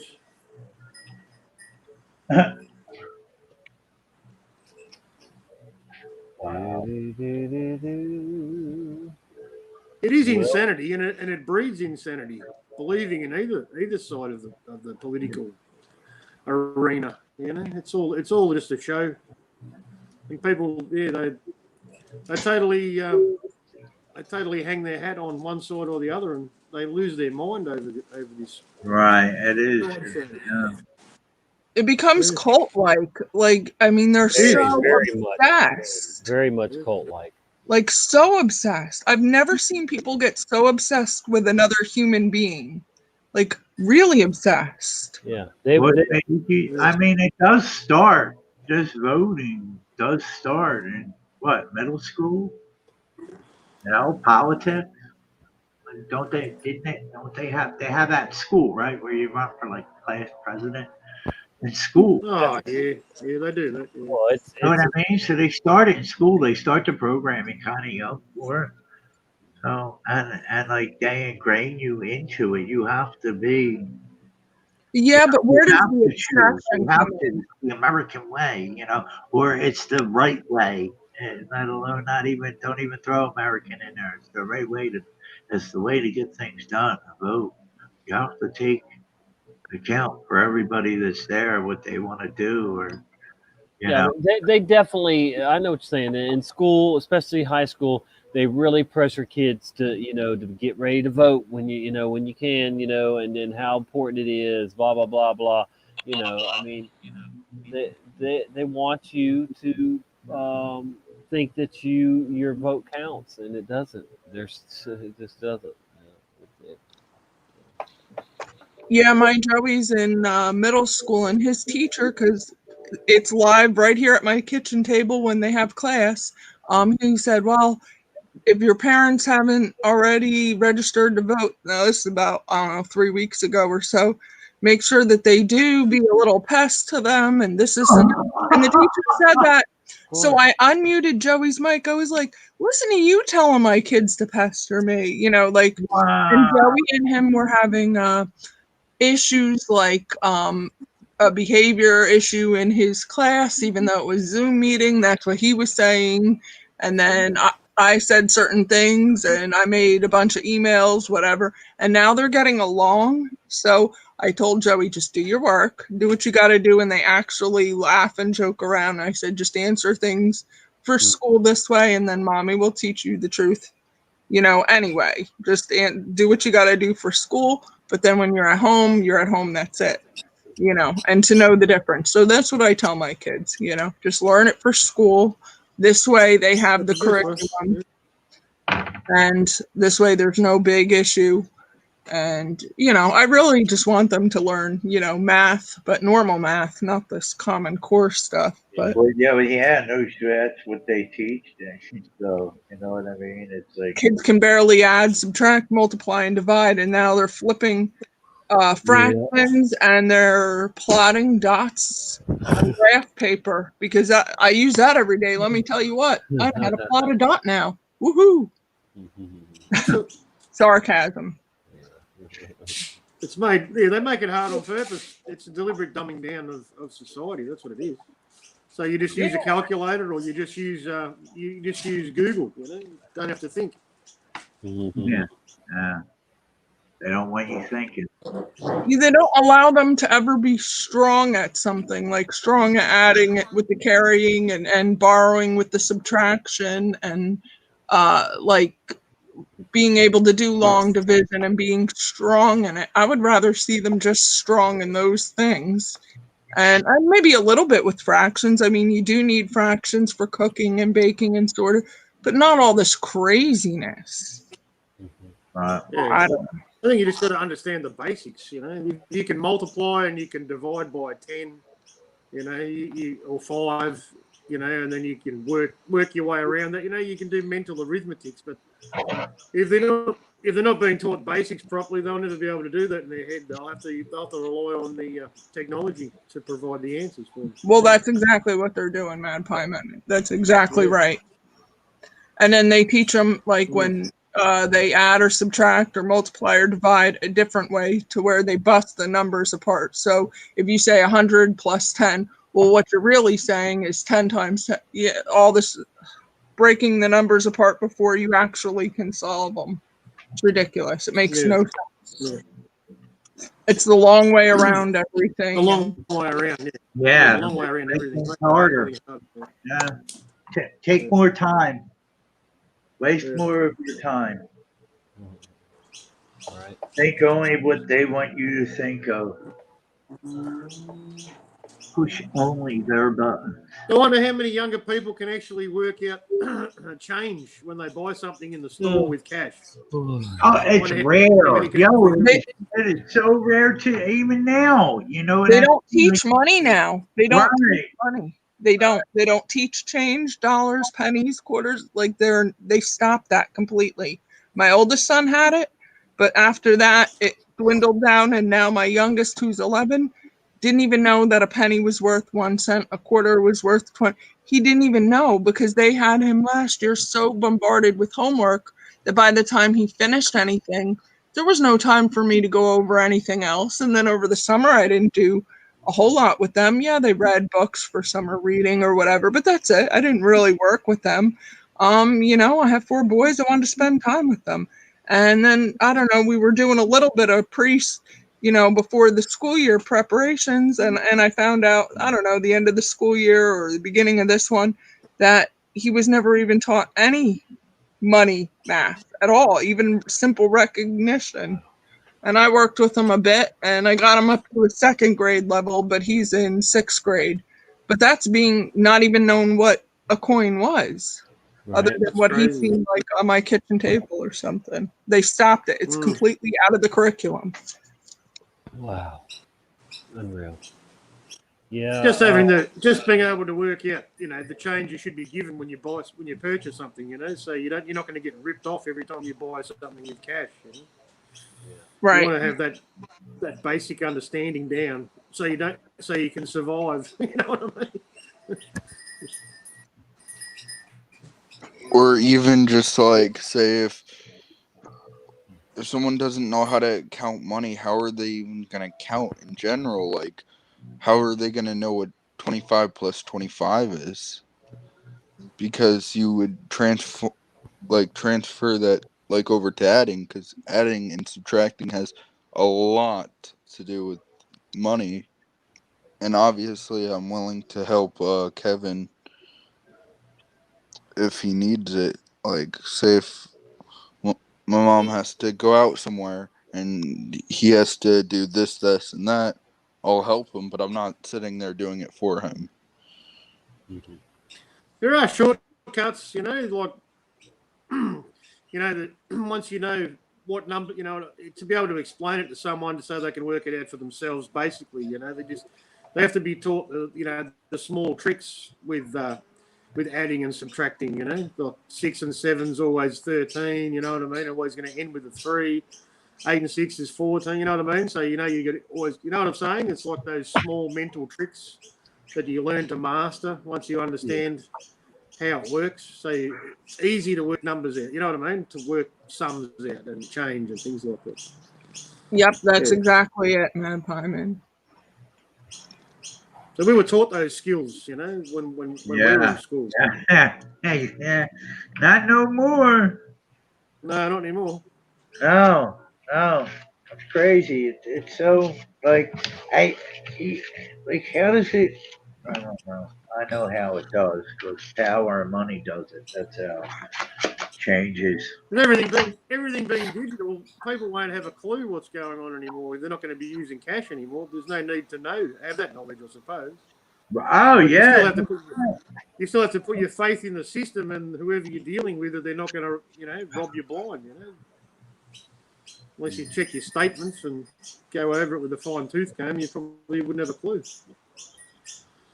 Yep. Very, very true. I used to have to count thousands of dollars every day, and I would be responsible for hundreds of thousands of dollars in the safe, in many businesses that I've worked in. And like the gas stations, the raceway I was telling you about, a racetrack gas station that I worked at, when most of those places have money feeders, so you're constantly putting your money into this big safe, and but that breaks down occasionally. So then we have to put the money into another safe that, and then count it by hand. And it's like, ooh, you're counting thousands and thousands of dollars, and sometimes you have to recount or whatever. But yeah, and then the whole time you've got all this money, you're worried about somebody coming in and robbing you, and you're thinking about robbing it too the whole time. You're thinking about what you can do with this money, even though you're not gonna do it. But still, you can't help but to have, those thoughts when you have, thousands and thousands of dollars in front of you. But anyway, yeah, I've had to sit in the back of a little, no office, just a little back room of a gas station and count, as much as $50,000, by hand, and it's like, oh my goodness, man. And then that's just in one day. Then, like before they even come pick it up, you've got a couple 100,000, and you've got to count that too. There's at least one person in every store, man, who does that job every day, just counting money. Man. I know. Well, no, normally in we don't have to now. In when I say, the stores that have these safes that you feed the money in, slowly but surely all the time, and then it's keeping track of the amount, for you. Oh, really? Then what your sales were anyway too. So it should match. But it's when those machines break down, and then you've got to count it by hand. You have no choice, So yeah, that's the difference there. My first job, man. And you got to count it more than once too, right? Yeah. And my first job, man, was in a supermarket. Was a Safeway, which is now Woolworths in Australia, but Safeway doesn't exist anymore. But it was. That was back in the days when we still had manual cash registers and there was no scanning machines. You had to key everything into the cash register, and the money was counted manually by one person. She sat in a small office, not even an office, man, just a little room behind the manager's office, and she just counted money all day, man. That's all she did. Yeah. That was her job. I know one that used to do that, and she's a manager. This was at a grocery store, and now she's a manager of a Dodge's gas station that's a pretty big size too, like the one I worked at. So yeah, I left that grocery store to go be in the gas business, and she was still at that grocery store, and then she ends up going to a gas station. But even way back then, let's see. Yeah, she probably makes 50,000 a year, and I mean that it's really easy money. She doesn't have a real hard job managing a gas station, but yeah. Anyway, she probably made like 30 grand a year just working for us as a bookkeeper, at the grocery store. When she worked under me. I was a manager, store manager. But yeah. Waffle House. You ever heard of Waffle House? Yeah. They all have Huddle House, Waffle House. Yeah. They offered me, this was 20 years ago. They offered me 50,000 a year to be a manager, and plus a full month vacation every year, paid vacation, too. So I'd be 11 months a year. What was that? Was that before or after Walmart, Tommy? That was before. Hold on, let me think now. That was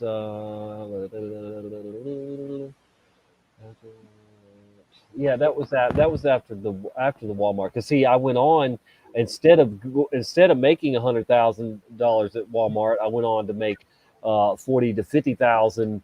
At that raceway as a swing manager. I wasn't even the store manager, but while I was the swing manager at that gas station racetrack, They're Wasteways now. But anyway, that's when Waffle House came to me and said, "Look, we'll give you $50,000 a year plus a full month paid vacation and stock options and bonuses and all kinds of stuff, But I would have had to do all the cooking. The manager did all the cooking back then. They didn't have a cook, and they do now. But I was going to say that's crazy. They expect you to run the cook, to be the cook, and to manage the. Yeah, at the same time. So Wow. yeah, I was like, nope, no, thank you. All I had to do at racetrack was sit at a desk and occasionally run a cash register and do inventory. Nothing major. And so and I pulled down 700 after taxes every week, and then had bonuses every month too. So, I enjoyed that job. It was definitely pretty good job. But it wasn't 100,000 a year, 200,000 a year that Walmart.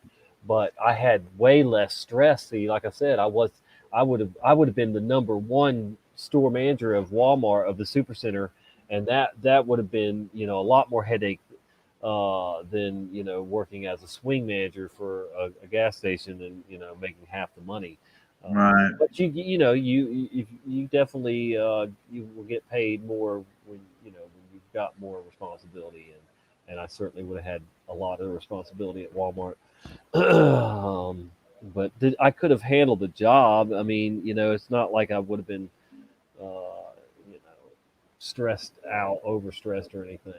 So, and their bonuses and stock options, man. I mean, I would be a multi-millionaire. I mean, multi-millionaire had I stayed with Walmart. Started that job and and worked all these years. I would be be able to retire already now too. So I would have retired as a multi-millionaire for sure, no doubt about it, because I would have been making hundreds of thousands of dollars a year for all these years. I mean, if they'd have given me the 200,000 after the second year, then you could have banked on 18 years of 200,000 Right on that one. Yeah. plus the bonuses and stock options, which back then when I was going to start for Walmart, it was like $40. So I know their stock options more. I know their stock's worth more than that, and so I would have accumulated a lot of money just from the stock options, But but yeah, man. Wow. And here in Mount Holly, there has been a freeze warning in effect. Oh well, you better wrap yourself up good tonight. Oh. And we have that huge ice storm that just hit what was that, 2 days ago or so?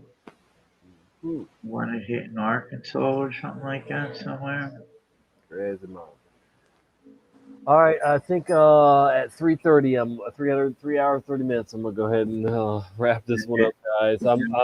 I'm craving a hot shower, and then I'm gonna just curl up and go to sleep. Oh man, I worked in my yard today, still cleaning up from the hurricane, and so definitely has been a long day for me. And I was live earlier too. Yeah, I know. Yeah. Second time live today. I just missed you this morning, man. And I got up and you just finished when I woke up. Gotcha. I'll probably be back on some point tomorrow, I would think too. So. Are you going to continue with the YouTube thing, Tommy? I am for now. I still want to find a better platform, or at least a platform that I feel better on myself, But we'll see. Now I will say this: if my main channel does not make it to next year and through these two strikes, then if they take that down, then I probably will leave, because I just I'm just I'm just over it. But I'm going to stay because I don't want to lose contact with all you people, and I'm that's the biggest thing right now. I cannot stand YouTube. I can't stand what they stand for and what they We're can all do. the same, man. We all feel the same way. That's the reason we're here too. Well, so I do have an idea though. You can make like a really big Facebook Messenger group chat, and then Well, I'm not. I even dropped my Facebook already too. I've always hated Facebook, and I think I've got the courage now to never log back on again. But I am going to download Messenger. I can have Facebook Messenger without having Facebook. If you didn't know that, you can just have Facebook Messenger without having a Facebook account. and then instead of doing like live streams, you just do one big call with everyone. Yeah, and we'll look at look into that too. There's D Live, and there's a lot of platforms. There's a lot of platforms that we could possibly move to, and hopefully there'll be hopefully somebody that's a believer or somebody that's friendly to believers is working on something, because there are a lot of channels that are being taken down permanently from YouTube. So there are a lot of creators looking for another place, and so hopefully something will open up. Let's pray about it. Hopefully, hopefully YouTube will denounce their complete loyalty to the B system, and they'll stop coming after us. I mean, because I don't go out of my way to try and get in trouble with these folks, but they're going out of their way to mess with me because they just don't like my content or me, whatever my message or testimony. They don't like anybody that's not kissing their butt and kissing the butt of the New World Order. They mess with like smaller YouTubers. Say if Not as you're much. not. Yeah, like say if you're a small YouTuber, like I want to say like 1 million, and you're not making any. Well, means not small, like, man. That's not I mean, small. compared to like the bigger YouTubers now, like, and you're not making any money for YouTube, they will like strike your channel and they will like beat your channel up. But like, say if you're making them loads of money, they won't like your account is basically untouchable. Yeah, I feel you on that. Yeah, I see that happening too. Yeah. I don't think you need to have that many subscribers either, man. The truth community, well, what we call the truth community, it's always under attack, and a successful channel would be a channel with like 5,000 subscribers. That's successful. But I think if you get to if you probably got to 10,000 or more, you probably, or maybe 20. You probably have to look at 20, 30. If you get to that sort of level, then you start to become untouchable. They're not going to hassle you as much. But under that, you're fair game if you're under that. But like, I have the same content on this channel as I do my main, and they're not messing with this channel at all. I've got a couple hundred subscribers. They don't care nothing about this channel apparently, or I. Because we all know, man. 5,000's an accomplishment. If you can get 5,000 subscribers, that's huge in our area of YouTube. It is anyway. Right. In our community, in our subject matter too. Right. Yeah. Especially the subject matter. Whew. All right, guys, we have made it to 3 hours and 30. Yeah, I was just gonna say I'm gonna head out. And I am beat. Thank you, Tommy. Yeah, much love, guys. I really appreciate it. I'm tired. Yeah. Love you guys. When I get up in the morning, I'll get a show planned out and get it, get it ready, whatever. But, Tommy, remember like the last couple of days where I haven't been in the live streams? I've actually been in the live streams, but I haven't been commenting because my iPad's been acting kind of weird. Where like some spots on my iPad doesn't function at all. Like it doesn't respond. And some of those places are like the comment section, and now it's starting to ease up. I don't understand it, and like it used to be my charging, my headset, but a lot of it's eased up. So I think it's like kind of fixing itself right now. But I've done all that I can really to like fix it by like cleaning it out constantly, making sure the speakers are clean, like the headphone jack, like there's nothing, like no moisture, because you got to keep that as dry as can be. So, yeah. Well, hopefully it'll keep working for you, and you be able to comment. But I'm not, as long as this thing can survive until I turn like 16 when I get my phone, then yeah. There you go. Well, definitely hang in there, and we will see all of you on the flip side. Yeah. And I hope everybody has a blessed weekend. Well, my mom just left the call, so I'm gonna head out too.